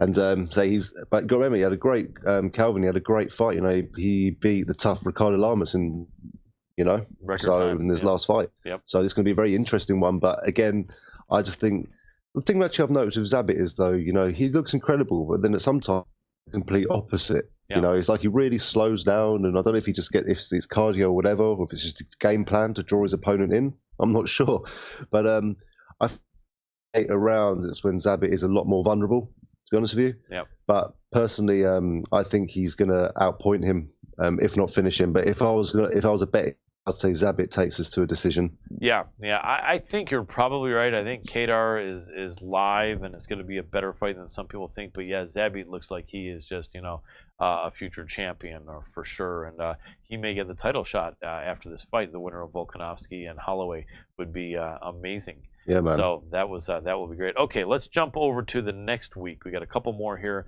and we've got about 10, 11 minutes more. So I want to get down to your good stuff here. So give me maybe a minute or less on these next few fights. How about on the same card? Actually, this is actually on the same card in Russia. Danny Hot Chocolate Roberts versus Zelim Imadaev. We have the Brit coming in, set up to be cannon fodder, perhaps. And what do you think? What do you think of his chances, and you know, and how that fight plays out? Well, a lot of people see this as a bit of a cannon fodder fight sort of thing. See, he's unfortunately lost his last couple of fights. You know, it's been a bit of an up and down career for him. But again, as the UK, as you see, a lot of us don't take the easy fights. Yep, definitely. Toughest fights we've got going, you know. And I don't know, it's going to be tough because his opponent, I'm not going to try and say his name. Basically, his opponent had a great career, but the minute he stepped into the UFC, you know, he lost his first fight. You see, yeah. So a lot of some of these Dagestani or the Russian guys are coming in, and you know they're dominating quite from day one. You know, so it'll be interesting. I think it's actually a good opportunity for Danny Roberts, to be fair, to get back on the map, to beat a Russian on his home ground. You know, and be interesting to see what happens there. You know, but if he does win it, then great, it boosts him back up. And if he's going to take a fight he wants like a good fight on paper. This looks like a tough fight for him, but by winning it, you know, he's very capable of. The other guy's got one loss, you know, which was in the UFC. Absolutely. So, you know, things changed. I don't have to talk about when people come to the UFC and things change. It's just, we won't start talking about Ben Askren, obviously. Yep, absolutely. You know? Absolutely true. But yeah, so that's it, man. Should be a tough fight. Hope the Brit does well. Big ask for him though, yes. Against Imadaev, but we'll see.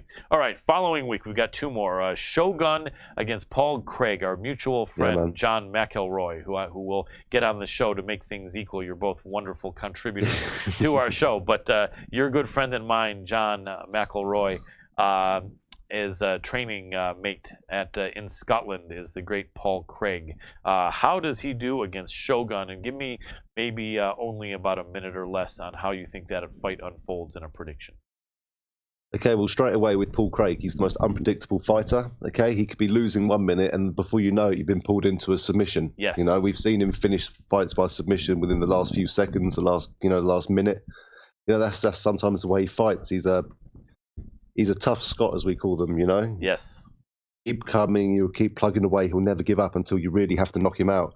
And yeah, he's had a few tough fights recently, but he's coming off a win in his last fight, and this is like a dream fight, you know, for him. You know, this is going to be the fight of his life. He's fighting a veteran of the UFC.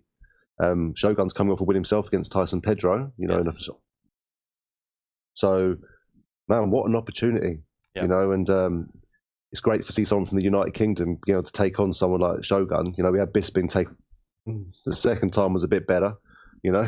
Yes. But no, I'm really looking forward to this one, and I think Paul Craig could potentially do this. But you know, he's good on his feet, but so Shogun. But he's also good on the ground, but so Shogun. So be interesting to see what happens there. Very interesting fight and a very hard one to call, Colin. Yeah, it is. Paul is the larger man and the younger man both, and so I would say that the scales are tipped a bit toward him, but Shogun is such a legend, and certainly it'd be a great name for Paul to add to his resume should he be successful here. I think there's a good chance, and great people over in Scotland, and you know, I think he can do it, but I don't want to cheer ever against Shogun. I've got the Brazilians coaching and training me, in jiu-jitsu, and I've been a Shogun fan from the Don't beginning. upset them, man. Yeah, I don't want to do that, and also Shogun's such a legend. I'm an old guy myself, so I won't cheer against Shogun, but should be a great fight. Last up is Ronaldo Jacare Souza going up against Jan Blachowicz. This is going to be the first fight or first fight in quite a while, at least, in the light heavyweight class for Jacare. Yeah. Definitely the first fight in the UFC he will have. Two previous UFC champions, Luke Rockhold and Chris Weidman, both quite unsuccessful, unfortunately, in their first move up. Is the third time a charm? I know Jacare was not a champion, but having been a top-ranked contender, featured prominently, will this third middleweight to heavyweight gentleman have the luck? I think he just may. How do you think that fight unfolds, maybe just a minute or less, with Jan Blachowicz? Well, I think Souza's move up. I think he's fed up because he's very openly said to get the title shots that he deserves, even though he did lose his last fight. So I think that might be some of the reason as well. Yep. You may aim to move, but and Jan's no walk in the park, But everyone think like, look what he's done when I was there when he beat Jimmy Manuwa. Took him to decision, great performance, and you can never count Jan out. But as we always say, Jacare gets you to the floor. The guy's going to squeeze you to death. Yeah, absolutely. This guy's going to squeeze you to death. And I think he'll do well at light heavyweight, to be honest with you. But we'll have to see, because he wasn't handling too much of the power down at middleweight. He was starting to get clipped and rocked quite easily. So I'm a bit worried that light heavyweight guys may have a bit too much power. But again, we'll have to wait and see. You should never count out Jacare. Never at all. I agree. I have nothing against Jan Blachowicz, a great fighter from Poland, but I think Jacare wins this one, and I hope can go on a run at light heavyweight. It'd be great to see, and I think he has a good chance. So now we've got about 6 minutes left, and I want to have you shout out all the great things you're doing. First, let us know which sources you contribute to in as far as your MMA journalism, and whatever websites we can go to support you there and to follow you. And then after that, let us know a bit about the fighters that you manage, just new into the fight management game and already doing a brilliant job. Let us know all that good information. Yeah, I seem to keep getting my fingers in a lot of pies at the moment, Colin, Yes, which sir. is while working a full-time job and getting married and all that stuff. So, but it's good fun. I really enjoy doing it. There's so much, to be honest with you now. So at the moment, as you said, I've started my own fighter management company, matchmaking for official matchmaker for a MMA organization called Shogun MMA. Mm-hmm. It's in the UK, in the northeast of the UK, and they fly fighters in and all round of Europe. So they're no joke. They're happy to put their hands in their pockets, and bring some really good guys in. Got 3 champions in 3 different countries, so it's great to work with them. And by working for them, I've met a lot of great fighters around the world. So decided to start up a management company, because it'd be great to represent these guys and make sure they get the right fights, and I don't want them being chucked in there against anyone where it's just to make a few quid. Yes. I want the fighters to do well. I don't want them just to go in there and get beaten up for money. It's not what I'm about. And I've been warned about I haven't met any, but I get warned that other managers just find the money fight. The first question is how much is it, not who is the opponent. Right. So I always ask who the opponent is first. I'm not before any sort of purses and things like that. Excellent. Because the last thing you want to do is send your fighter in there to get hurt. It's not about the money. It's about their career, and eventually, if you look after they'll make their way to the big leagues. Absolutely, I like that. So it's quite self-rewarding. It's nice to. If I can't personally do the sport myself, so it'd be nice to help other people do it. Without a doubt. Who are some of the fighters that you're representing? Well, it's no big names at the moment, sort of thing, as it's still quite new. I actually started off with a few amateur guys. Okay. No disrespect, there's quite a lower expectation from those guys, and it's a good way to learn the industry as well. Absolutely. But I've taken a couple of guys on from abroad. I've got Kleovoulos Lukadis. He's from Cyprus, this guy. He's 7-1. Excellent. He's the lightweight champion at Shogun at the moment. So I'm actually half Greek Cypriot myself. So cool. It's quite nice to have fellow countrymen sort of thing as well. Yes. Brilliant. And another guy I've recently signed is Thomas Narmo, who's an undefeated heavyweight out. And as a lot of people might not know, in Norway, MMA is actually still illegal. Oh, wow. Boxing was only made legal there maybe 2 to 3 years ago. I may be wrong, but boxing hasn't been legal there for long at all. There's a lot of Norwegian fighters, trying to get their names out there at the moment, so I'm really happy to be helping them. It's surprising, look at Sweden, how big MMA is there. Scandinavia. But you think Without a Norway doubt. might have adopted it as well. But we've You got would France hope. at the end of the year, Yeah. making it legal, so that's going to be good. So hopefully these other European and European countries and Norway, you know, they start making it legal there as well. But there's a lot of good fighters coming out of Norway, so feel free to check out my page on Facebook. It's Chris Allen Fighter Management. I've got a list of all guys on there. We've got great sponsors as well. We're sponsored by Colin's company, so thank you very much, Colin. CrossTrainFightMMA.com. Thank you, mate. Wearing one of his t-shirts at the moment. Thank As you. you've had it for a few months, as you can know, it hasn't fallen apart. It's all good. It's all I good. love to hear that. I love to hear that. Happy to be involved. Quality is job one, as the old saying goes. Absolutely. And so your thing is no longer MMA Fight Bible, your column, or is it? No, it's not. So it used to be MMA Fight Bible. It's something I actually started, Colin, a little while ago, just for a bit of fun, you know, just a Facebook page. And before I knew it, within a year, I had 10,000 followers, you know, by just updating news and just having discussions with people and things like that. So now I've trying to move out into the MMA world more full-time sort of thing. I thought, well, I might as well change it to my own name, you know, got the followers already, and try and build up my career on there as well. Because I'm also doing articles for MyMMAnews.com. I do have to big shout out to Eric Cow. He's the owner of MyMMAnews.com. He's the one who gets me all my press passes for Bellator in the UK, things like that, and gives me the opportunity to do backstage interviews with the fighters as well as write articles for the site as well. So please go and check my MMA News out. Honestly, I owe that guy so much, and I want to give one big shout out. I actually owe all this mainly to John. You know, we were talking about before. Yes. John McElroy. Yes. He asked me when I had the MMA Fight Bible page and said, "Do you want to come on and do a podcast with me? I can see you love your MMA. Come and have a podcast with me, and we'll talk about fights." And that was, say, Colin, you and Adam yourself were nice enough to ask if I wanted to do a news correspondence show for you for MMA Power Hour. And honestly, it's just absolutely snowballed out of control from there. All I need to say to anyone is, like, if you want to do something MMA and you want to write about it, talk to great fighters and things like that, then come on great shows and speak to people like you, Colin. Do you know what I mean? Thank you.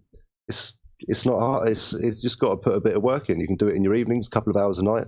You can do it. Honestly, anyone can do this. And all you need to do is have a passion for it. And that's the biggest advice I can give. I wake up every morning, and yeah, we've all got to do our day jobs. But what gets me through that day is knowing back, I'm going to start matchmaking, write some articles, chat to yourself, Colin, about things, you know. So, you know, it's an absolute pleasure to come on the show to speak to you, and it's an absolute pleasure to do what I'm doing. We're blessed that a lot of people have trusted me to look after them as fighters, write articles for their sites, represent them at press events, at big, like, Bellator events in the UK. So, yeah, just thank you very much to all those people. I know I've obviously missed some people out, as always. Right. I just want to say, obviously, Aidan and Jeff as well, they're the owners of Shogun. They brought me on as their matchmaker, so thank you very much to them as well. So the dream continues. The snowball keeps rolling, man. So I don't want to make my head get like that, but I'm very as you know, man. I'm not very big-headed, but you know, I am definitely happy where this has gone. Hasn't even been 12 months yet, you know. Nope, absolutely. So, yeah, well, brilliant, mate. Sorry to cut you off, but absolutely, this is the perfect time here. And I thank you so much for joining us, my friend. Everyone, follow this man for the best information in MMA. He's part of our team. He will be when he can again, doing news and other things. Maybe we'll work out having him on assignment if he's available, and a UFC show and who knows what. But Chris Allen is one of my favorite MMA journalists, and I want to thank you so much for staying up late with us, nearly or past 3 in the morning there in or outside of London. I really appreciate your time. Great chatting with you as always, Chris. No worries, yeah, sorry to waffle on there, mate. It's just sometimes you think, shit, I've got to talk about so many people and say thank you, everyone. But thank you very much again. It's very strange being the person being interviewed, by the way. Very, very strange. Yes. Things that's usually the other way around. And everyone just go to Chris Doppo, Doppo, Allen, and all the links to my social networks are there. Cool. I'll leave you to it, Colin. Fantastic. Thank you so much, mate. Have a great night. Thanks, Colin. Appreciate it again. You're very welcome. Take care. Talk soon. Bye-bye. And that was Chris Allen, Chris Doppo Allen. Check him out. And really a great guy. We're ready whenever you are, Dr. Roorda. Not to avoid letting you say that he is a great guy. I mean, obviously, we know Mr. Allen here. He's been over here helping out for about a year, perhaps. Right about a year. Yeah. Yeah, absolutely great guy. Which is so cool. I love that he's coming on board and helping out with so much stuff. Yes. I love go-getters. I love surrounding myself with go-getters like yourself, Colin, and Mr. Allen. And, in fact, I've even started up a production company that is going to be helping push things along here at MMA Power Hour. Been working on a few different projects outside of this, but let's see her last name. There we go. I got it. Yep, Make sure perfect. I spell it right. Yes, Dr. Adam Roorda is a mover and a shaker, ladies and gentlemen. I don't know if I'm a mover and a shaker, but I try to be. I like it. You do well. You're succeeding. Even though it's hard for us to tell until we start actually getting big money, but we're succeeding because we're doing a lot of good things, and you're making great impressions on lots of people. It's a lot of work. These graphics here, I can tell you that it's a lot of work, and being able to keep everything up, being able to just get the right hardware for our studio, and being able to step it up one piece at a time has been an interesting process, to say the very least. Yes. But I'm just very glad to be a part of everything that you helped make happen. What was it, 2.5 years ago when I approached you about it wasn't even about an MMA show. I was asking him if he would do, because Colin and I have a mutual pastime, a mutual work history of some sort. Well, it was trading. Oh, that's right. You and I both. Trading. That's right. I was going to see if you would do a trading show for me. Yeah. Because I started up a little podcast studio, and things have evolved from there. But you said, "Hey, Adam, listen, no. MMA. Let's do MMA. An MMA talk show." And I remember at first I'm kind of like, nah, because I'd been out of it for so long. But then, after we started doing this a little bit, it's like, okay. Yep, you got back in. You caught up, man, quickly. You really did. Yeah. Well, I mean, you've improved a lot from the times of when we were talking about a fighter that had early on. I was bullshitting, and it was obvious. There was a fighter that had an 8-0 record, and then we were discussing the matchup, and Adam said, "Well, this other girl's going up against a tomato can."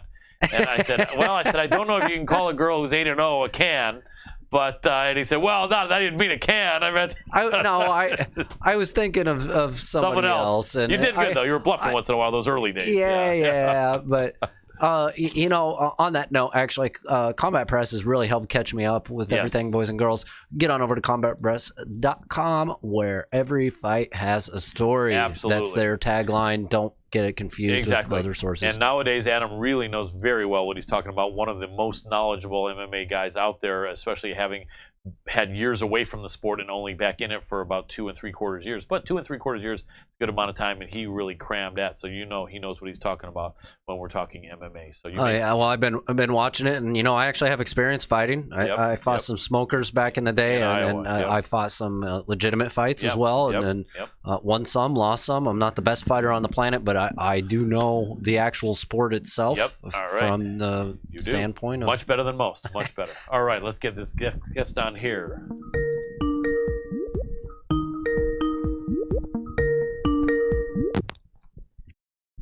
Hi, Tally, can you hear me? Yes, can you hear me? Yep, I hear you perfectly. All we need you to do now is hit that video button, which looks like the old school camera with a line going across it. And then we will get a proper intro. There you are right there. Excellent. You're not going to be able to see us, but just you see your face in the square, and you're good. And let me give you a proper introduction. Ladies and gentlemen, I'm excited to have this next guest on. We, years ago, would do, and last year even a bit, would do some hot prospect segments. We don't do them too much anymore. We're having everyone who's already made it pretty much on, and some people who, if not in the top 10 or top 20. But when we hear from a really, really good gym that we respect, and from people that we know that there is a future champion on their hands, we listen, and this is that person. She is just about to make her pro debut after having had a really, really good amateur career and also a fantastic kickboxing career fighting out of the great Jackson Wink gym. We are talking about the awesome TALIE SPEECE. Welcome to the show, TALIE. Hello, guys. Thank you for having me. My pleasure. Well, we're excited to have you on the show. I really like the vibe I get from you. We had a chat before, and you are such a nice person, and so many people like you. And the funny thing is, you're so chill and cool, and then in the cage you are a killer. You're like in kill mode there. So I love that contrast. How do you explain that? Is that a contrast that there's always been when you competed in sports, or are you just like this super intense person, but yet when you're not fighting you just like to be chill? Or is there a conflict at all in you in that? Tell us about your background and how you can be so intense and then so easygoing in person. It's funny you actually say that. I am pretty extreme with things and just aggressive in anything I do. The nickname, the Beast Speece, actually came up in my last couple fights, and it's kind of just stuck. And I grew up performing, so I think that has an aspect to it where I'm a performer and the cage is my stage. So once I'm on stage, I'm ready to go. And so I can flip that switch very quickly, and I'm very happy about that. Very, very cool. And you have a great backstory in your life as well as in fighting. Let's do the fighting first. So everyone starts somewhere when they're not only not a professional fighter, but they're not an amateur fighter, and then they start to get some fights going. I think kickboxing was the first sport you competed in. How old were you, and what led you into getting into kickboxing in that first fight? So I actually did specifically Muay Thai, traditional Muay Thai kickboxing. Muay Thai, sorry about and that. Right. I fell in love with it. I started actually when I was 14. Oh, wow. And I grew up doing arts. So I danced, I did music, I did instruments, show choir, all of the above, theater. Nice. And I kind of just needed something to stay in shape over the summer. I don't want to necessarily say it's from bullying, but I did have some problems growing up. And, decided it may be a good idea to just kind of learn some self-defense, learn how to protect myself. And I think from there, it kind of just took off. I picked it up very naturally because of my dance background. And like I said, I've always kind of been extreme. So putting those two together was perfect for me. Absolutely. So I've been very blessed to do Muay Thai as well as boxing. And then finally with the MMA. Fantastic. Another famous blonde female fighter had the dance background, the great Valentina Shevchenko. Same division as you. Is she someone that you're impressed with or were aware of years back? She actually, I would say right now, hands down, is my favorite fighter. Nice. Especially now that she's a redhead. Oh, that's right. Even better. That's she looks cool. great as a redhead. And I actually followed her through Instagram years before she actually got into the UFC. Oh, wow. And I fell in love with her because she was a Muay Thai girl. And any Muay Thai, anybody with a Muay Thai background, I have so much respect for them. Yes. I see it as an art. It's such a beautiful sport to me. So when I saw her, this beautiful, just badass, amazing, technical, and just a beast in the ring. Once I saw her, that was my goal. And I actually got a chance to meet her in Vegas. Oh, wow. She was doing a meet and greet. I was surprised at how small she was. Right. I'm a big 125er, but it was kind of interesting to meet her and just to be like, hey, I may actually be meeting you in the ring sometime. One day, and that yeah. would be an amazing goal of mine for sure. That's cool. Was she a nice person to meet face to face? The sweetest thing. Like I said, she's so little and petite. Yeah. You would never expect this just beast out of her. Right. Absolutely. Did you see the video that she released, I think, several months ago where she was dancing, like salsa dancing or something? Oh yeah, I watch all her videos, the dancing, it just adds so much to it. The fact that she can speak all these different languages, Yes. She does her dancing at the end and then thanks the crowds in like 4 different languages. And that is just, in my mind, that's a true champion. She doesn't need to have all this trash talk. Right. She talks in the ring and she just keeps amazing me every time. Absolutely. Well, that's great respect you have for the champion and another fighter, and I always like to see that. So fighting in Muay Thai, I imagine there they really make you fight. I would guess you probably had 20 fights or 30 perhaps Muay Thai? Yeah, growing up, I got the opportunity to do IKF in Florida, Iowa. I've fought in Master Toddy's gym in Vegas. Awesome. When I was younger, we didn't have a lot of women, especially my weight, my experience doing Muay Thai. So we were going down to Mexico. I fought in Tecate, all sorts of different places. Baby Rock down in Tijuana, Nice. Senor Frogs. So it's just been a wild ride, and I'm happy now that it's getting a lot more recognition. I wish I could do Muay Thai actually as my full career. Right. But at the same time, I did fall in love with MMA, so I love that aspect as well. Excellent. And you have the great striking and the great intensity. And I've had probably, overall close to 30 fights. Probably a little bit over that with Nice. everything combined. So I'm very lucky for my experience and doing the little shows where we're walking in the dirt to the ring, as well as these big, beautiful venues in Vegas and Florida and all that. So Nice. Very cool. Well, you tell us a little bit about your backstory, about yourself, what motivated you maybe to be a fighter. I know you were a dancer and an athlete, and you did mention you wanted something that was challenging, I think. But what tell us, why do you fight? Why do you think this career appealed to you and you were able to be one of the very few male or female individuals in this world that are willing to do something that is this hard and can be this difficult and even frightening to do? Tell us a little bit about TALIE SPEECE and your backstory and what motivates you and what people in your life are significant and have played a part in what makes you who you are today. I think it takes a very special individual to do what we do, and especially women. It takes a lot to take the damage we do and to keep coming back.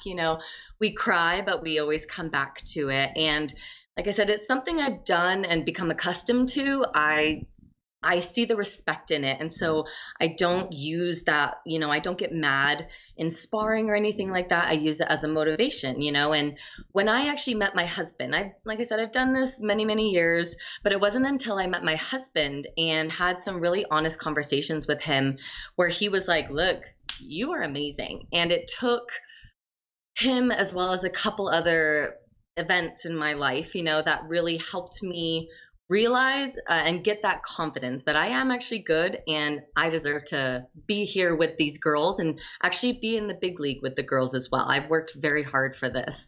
So I think just having that motivation from my husband and then the support of my family, I have so many family and friends that continuously are just giving me so much love and support that now I'm almost doing it more for them because I just love that support, and I don't want to let anybody down anymore. So it means so much to me to just kind of keep going with it.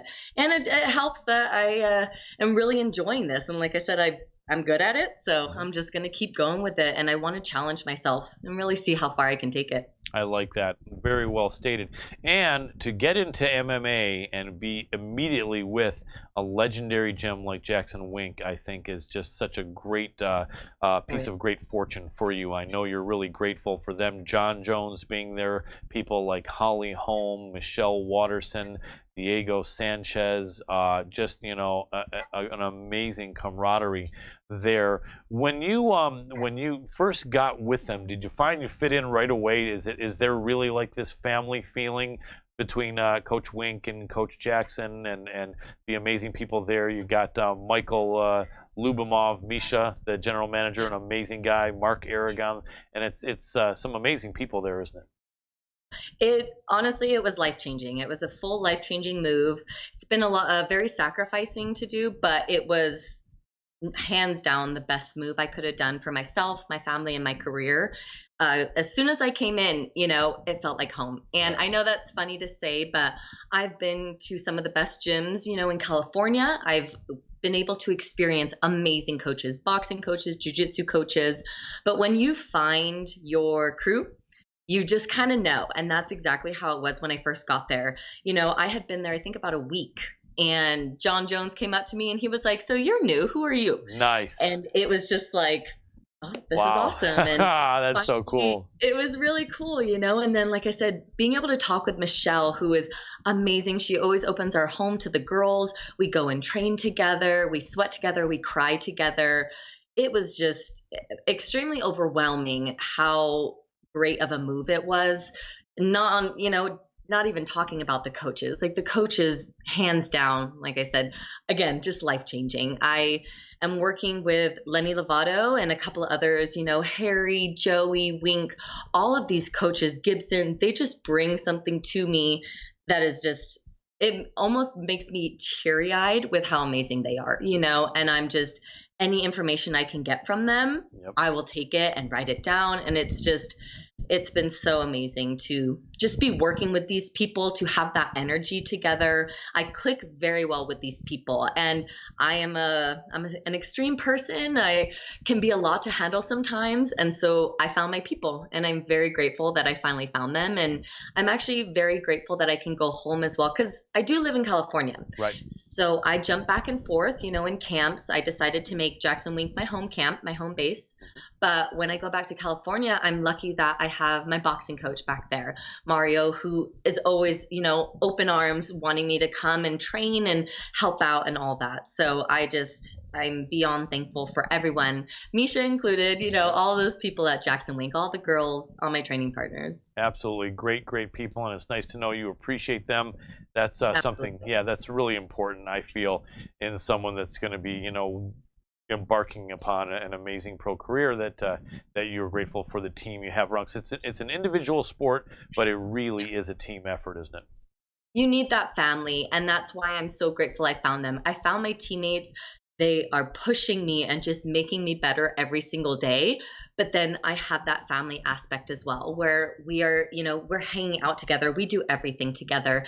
And to actually find women or people that you want to do that with is very rare, and somebody that you can respect and that gives that respect back to you. It's very rare. And so I'm so lucky that I have the amount of women as well that I have at Jackson Wink. It's hands down the best. So. Absolutely. And, one thing that I think is kind of an interesting, question or thought is that there are women that are involved in sports, and it's a lot more prevalent than it used to be 25, 30 years ago, as I'm sure you may know just by looking back in history or asking your mom.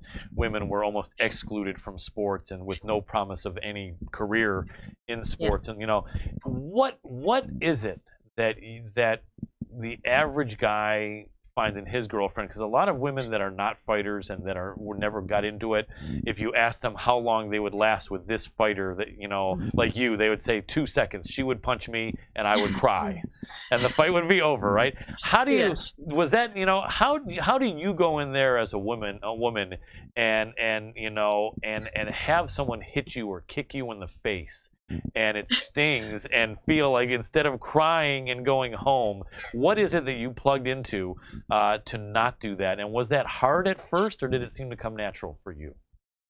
Well, usually I'm crying in the car on the way home. I love it. Very natural. I That's think awesome. there's quite a few of us that do that. Sure. We just know, some of us do it in the gym, but most of us, you just put that music on and we cry on the way home. There you go.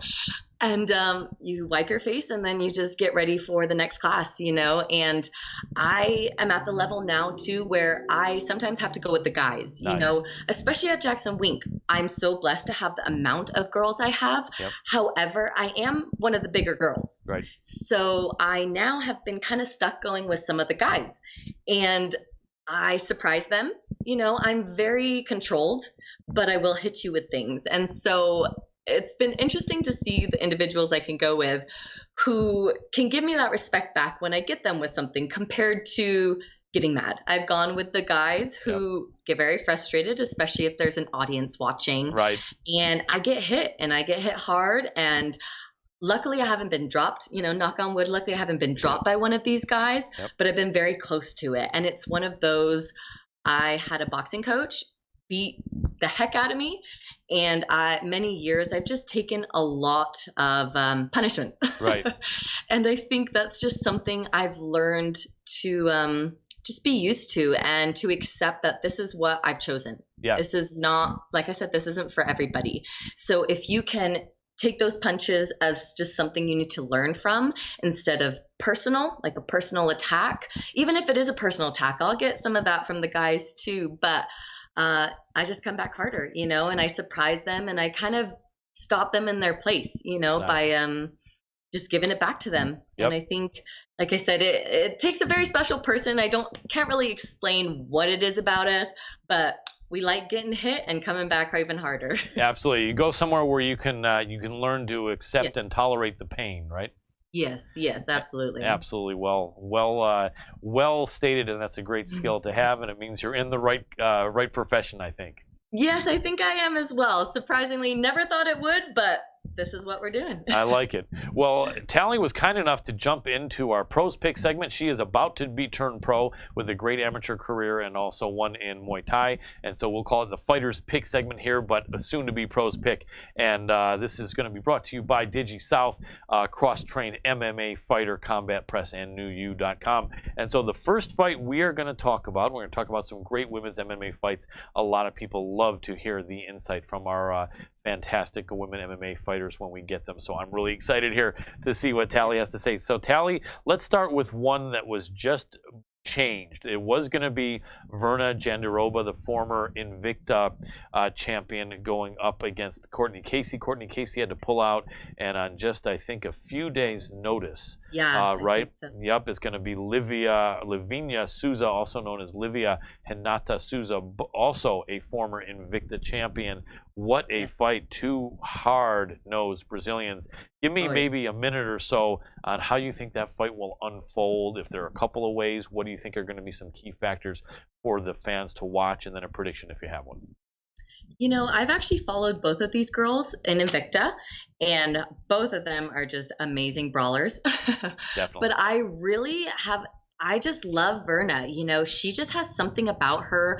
She's pretty much, I think the only loss she's taken was with Carla Esparza in her first UFC fight, 20 days notice. Yes. But she is a killer on the ground, you know, and I think she's like 11 and 14 submissions. So 11 out of 14 of her wins have been submissions. Wowie. So I think Livia, I think her name is, or Souza. Yep. I think she's going to give the girl a run for her money for sure.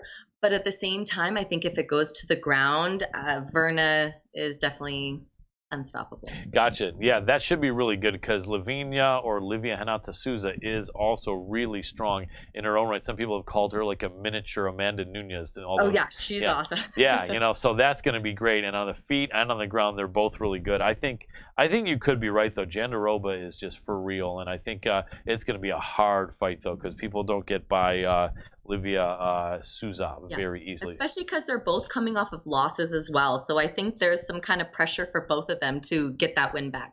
Yeah, and then the short notice, let me ask you, because that's something you're probably prepared for as a pro, hopefully not in your first few fights, but let's say your career continues great and you're 4-0 as a pro or 6-0, and then they're talking to Invicta or Bellator or UFC. In fact, nowadays you might just be 3-0. And then and then they say, okay, your first fight is going to be Invicta, and it is on 12 days notice or 8 days notice. Obviously, it's a doable situation depending on what position you're in. But how much of a disadvantage is the fighter in? And you know, another thought is, if a fighter is pretty close to on weight and is like in really good shape, obviously they take the fight. But how often do you think a fighter may just take it anyway, even if they know the weight cut's going to be really hard and they're nursing really bad injuries, but they're like, this is a payday that I need? Give me your thoughts on both things, and do you think it's going to affect Livinha Souza? You know, I think it's opportunities that these people don't want to pass up, and I think that is smart. It's one of those, as a pro, they tell you to always stay ready. I think for women, though, we do sometimes have issues with our weights. I can't, vouch for everybody, but that sometimes is a big factor. Yes. Not even training-wise, it would be more the weight-wise. So I think if you're close in weight and you can take that opportunity, it's an opportunity that, the universe is sending your way, and I think it's important. It's also on you if you know you're not training year round, and you don't even have to be going hard year round, but you need to be mentally prepared year round and to take those short notice fights. So I think for somebody like Livia, who she's been doing this a while, she's had quite a few fights. Yeah. I think she's like, 13-2 or something. I think. So she understands the short notice fights, and you have to just be ready at any point. So there is a bit of a disadvantage there, just mentally preparing. If you are putting more pressure on yourself than you need to. But at the same time, I think it's just what an opportunity if you get to go in and then especially win off of that short notice. I think that just shows how prepared you really can be if you dedicate yourself to the sport. Without a doubt. Now, if she had a full camp, would your prediction be any different, or you still feel Jandiroba wins this fight? I think it would still be the same. Yeah, makes sense. All right, next fight. Let's move on to Yana Kunitskaya, a guest we had on this show before, very nice girl. She had Misha Lubomov sitting next to her, helping, and she hardly needed him at all. She's, a very cool person. She used to be training, with you guys, but she's somewhere else now, and nice girl. But she is going up against Aspen Ladd, coming off that somewhat controversial decision, getting smoked by Germaine Durand. I think it was probably an okay stoppage. She got knocked down hard, and we're at a boxing match where she could have been given a standing 8 or something or whatever, maybe different. But when it was going to be you start again with with GDR right there ready to smash you, I think that was a fine decision. But she's definitely wanting to redeem herself. She had a horrible weight cut then. She doesn't seem like that big a girl. I had another female UFC fighter tell me that they think that that Aspen Ladd could fight at flyweight. But that doesn't seem necessarily true now, especially because I don't know. What do you think, though? What's Aspen Ladd's thoughts going to be going into this? Do you think she's looking at this as a do or die? How do you think she matches up against Yana? And how do you see this fight unfolding? I think this one's going to be another really interesting one, especially because Aspen Ladd was supposed to fight Holly. Right. And that one ended up falling out. And I don't want to compare Yana to Holly, but, she actually left Jackson before I got there, so I didn't get to meet her. Right. But I've heard so much about her just being this humongous, beast, amazing fighter. Strong, like the Russian, nothing scares her type thing. Like, I will break you, right? Like, I will break you. Remember that? If she dies, she dies. Yeah, that's right. I love it. That's exactly how Yana is. And she has that heart. We've seen, I don't remember if that fight was against Marion, but when she broke her nose really bad, it shows she has heart. Yes. And it's one of those two I'm learning with a lot of these fighters who come over here. There's no doubt about their heart. Yes. I think with Aspen, her biggest thing seems to be the weight, which is really interesting because I actually thought that too. She didn't seem to be that big of an individual. She's like 5'6". I'm 5'5", and I walk heavy as well. Yep. But I'm able to cut that weight. And I know a lot of people who are bigger as well that can cut that weight. So there must be something going on, behind the scenes that maybe she actually doesn't want to cut weight, which is perfectly okay. I think that's really admirable of her to fight in her natural weight class. Right. Somewhat natural, But you got to make it, though. Go ahead. You got to make that weight, though. You're right, obviously. Yeah. And that's what it is. I think if she can get over that hurdle and not have a rough weight cut, I think she's coming up. She's so young as well. I think she has a really good chance of actually beating Yana. It's surprising to say, but I think she has a lot of talent and she has a lot of potential. But for some reason, and I think that actually had a big factor to do with Germaine. Yeah. The weight cut with your brain, it's just not the same. There's been so many fighters that have had horrible weight cuts and then it shows in the cage. Absolutely. So I think if she can somehow figure that out, not have a rough weight cut, I think she will surprise people as well. Yeah, she might be able to take Yana down, and if she, it seems like when she gets a top position on an opponent, she just smashes them. She also has that habit of screaming at them while she's grounding and pounding them, which is kind of bizarre. Would that throw you? Hopefully, you're never in that situation. But if a girl was on top of you, hitting you and screaming at you, would that make you even more angry, or would that kind of like throw you off? What do you think? It's funny because I was actually talking about this with some of my individuals or some of my teammates. Right. And I had a coach years ago, when we were like 15, 16, tell us in the fight to be vocal, because to judges who aren't getting hit and don't necessarily know what's going on, if you sound like you're throwing this super hard punch, it can possibly sway them to think, oh gosh, that was a really strong power shot. Right. So I think, because I'm actually very vocal as well with it. I'm in the gym like Holly, making all those noises. Nice. So I think it can be intimidating as well. It really can be when you have this woman just screaming in your face. Yep. So I know it actually is an advantage for that person. So, makes sense. I would be definitely a little intimidated by it with punches coming, all that. Yep. Hopefully you'll be the person that's able to do the screaming on top and not be the one getting punished. Yeah. Either that or do a quick sweep or reversal. Excellent. Yes. Well, cool. Well, I know we've got maybe 5 minutes left. I'm going to clear that with my producer here. Okay, excellent. We got 5 minutes left. So what I want to do, because I want to be able to have you shout out everything about you. So let's make these next ones quick. We've got, actually, I think we have, we did Kunitskaya Ladd, Jandaroba versus Souza. Okay. Give me like 30 seconds on Marina Rodriguez versus Cynthia Calvillo, as quick as you can, about how you think that one plays out. I'm really excited about this one because Marina is a Muay Thai girl. Yep. And I think she's coming for that win. I love Cavallo, and she's, a brawler. But I think this girl is going to surprise people for sure. Yeah, she's very tough. She's got to keep it on her feet, though, because if Cavillo gets on top of you, her jiu-jitsu is definitely really good and her grappling is good. So it's kind of like a old school matchup, isn't it? Striker versus it'll grappler. be a good test for sure. Without a doubt. All right, main event. We can give me a minute and a half on this if you want, or even 2 minutes. We are talking about Amanda, the Lioness Nunes, the champ, double champ, defending her bantamweight championship belt against the former featherweight champion in Germaine Durandamy.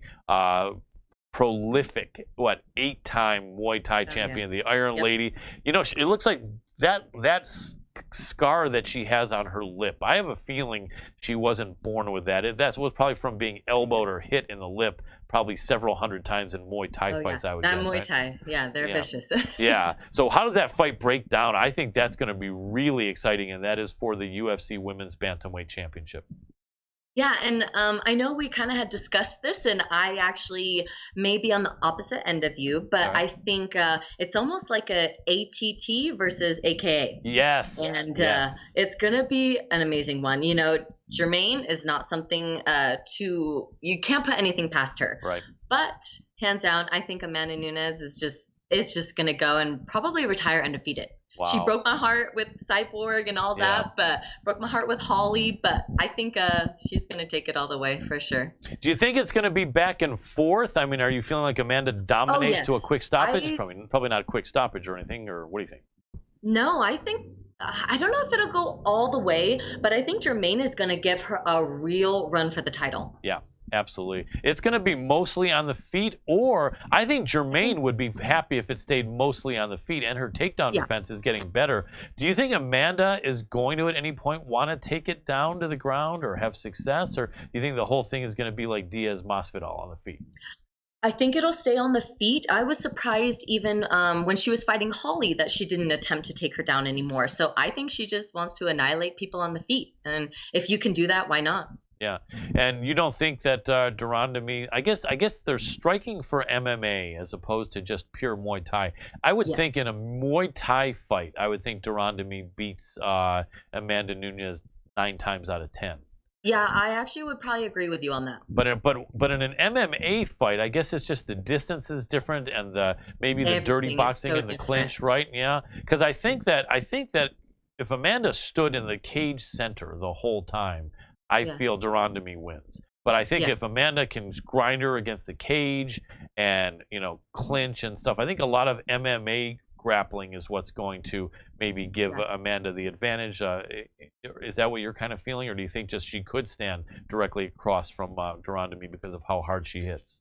No, I agree. I think both of them are just such heavy hitters that also Amanda may not want to risk just trading with her like that. So she probably is going to use that experience of being on the cage, using all that extra pressure. With Muay Thai, we have those a little bit of extra gloves, which gives us maybe an inch or two. Right. Even with Germaine's reach and all this, I think Amanda is just going to just get in her face and overwhelm her and kind of make her freak out. Maybe what happened with Cyborg. Yeah, it could be. Although Germaine with those elbows could be a cut. Would be interesting. We don't tend to see, seems like, as many cuts in the women's fights, although there's definitely some. But that's something could be an interesting factor. Well, in the last minute we have you, TALIE SPEECE, I want you to shout out where people can support you. I know you're working on getting your first pro fight set, and I don't think it is set yet. When it is, let us know. As soon as we can get you back on, we will. But let us know which social media sites people can go and follow you and cheer for you and support you. So I'm definitely big on Instagram at TALIE, TALIE, period, Pain, PAIN. On Facebook, it's the same thing. I have a fighter page, TALIE Pain. And I also have a website, which is TaliePainMMA.com. And that's where you'll be able to see a lot of fun stuff and just kind of find out a different side of me as well. Absolutely. In the last 30 seconds, anything you want to shout out as far as friends, sponsors, coaches, real quick? Give us 30 seconds of that. You know, it's everybody. I love my friends. I love my husband, my family, all the support from everybody. You know, I'm so thankful for the support of, you know, I have Vale Tudo Death Squad. I have Uda Savage, HKA, Feed Me, Fight Me. These are my main sponsors that are actual very heavy in law enforcement and military support. And that holds a special place in my heart because my husband is actually a police officer. Excellent. So any individuals or any sponsors that support them, I would love for you to reach out to me. I would love to reach out to you because I'm a big supporter of that. And just everybody, all my girls at Jackson Wink, all the coaches at Jackson Wink. I love everybody so much. I'm so grateful for everybody, and just thankful also for you guys for having us on here, showing a different side to fighters and really getting personal, getting to know us. That makes a huge difference in this field. Absolutely. You're very welcome, Talie. It's my pleasure, and it's just been a joy to talk to you. You are a super nice person, and I'm just so excited about your future, and definitely keep me in the loop when you get that first pro fight signed, and we'll look forward to cheering for you and having further chats as your career continues. Thank you. Yeah, you'll be seeing me in some big places pretty soon, so I appreciate the support. You're very welcome. You have a great night, and we'll talk soon. Thank you. You as well. Thanks. Bye, guys. Bye-bye. And that was TALIE SPEECE. What a nice woman, charismatic person, don't you think, Adam? Very charismatic. Yeah, she's going to go far in this sport just because of that. Yeah, like the wholesome girl next door with just a great personality. She has this warmth to her that, you know, that not everyone has, don't you think? Absolutely. Well, hey, everybody, this has been another amazing episode of MMA Power Hour. Thank you, Colin, for piecing it together. Thank you to all of our amazing sponsors. We have many more coming at you here over the next few months. We're in talks with quite a few amazing companies, and we are excited to really up our game over the next, I would say, 6 months. Yeah, big changes are coming. We've been talking about these changes for quite a while, finally making them happen over here from the production standpoint. I want to say thank you for tuning in on Fight TV or the Hannibal TV, whichever you are catching us on. Thank you so much. Make sure to give the episode or the video clip a like, comment, and share. Spread the love everywhere. Follow us on Twitter, Instagram, and Facebook. Make sure to check out and Google all the sponsors here in the bottom right-hand corner of our screen. You see them coming up all the time. Huge thanks to combatpress.com for feeding us news on our social media, and go on over there for even more news. They have all the inside tips or inside news that you could look for when it comes to MMA and everything combat sports related. All right, Colin, I'm saying goodnight to everybody here. I'm handing it over to you. I'll catch you all later. Before you jump, Dr. Edamora, does the news that we're being fed have calories? Because I got this extra 10 pounds that's really damn hard to get rid of, and I'm thinking maybe all the news we're being fed is to blame. Could I blame it on that, or nope. Is that reaching? No, sorry. That's reaching a little bit. Catch you all later. Thank you, Colin. All right. Thank you, Dr. Edamora. Ladies and gentlemen, next week we've got a great show coming off of a huge win at Madison Square Garden. The Californian fighting out of Glendale Fight Club, Edmen Shabazian, 21-year-old. I think he's won all 2 or 3 of his fights by stoppage in the UFC. He's won all of his 8 or 10 fights by stoppage. Undefeated prospect Edmen Shabazian will be with us. A couple other great guests, too, we will announce in social media. So go out, treat your family, your friends, your pets well. Spread the love in a positive way. Be that guy and be that girl who'll come back to you a million times. And for our entire staff of the MMA Power Hour, this is Colin Crandall, and I'm tapping out.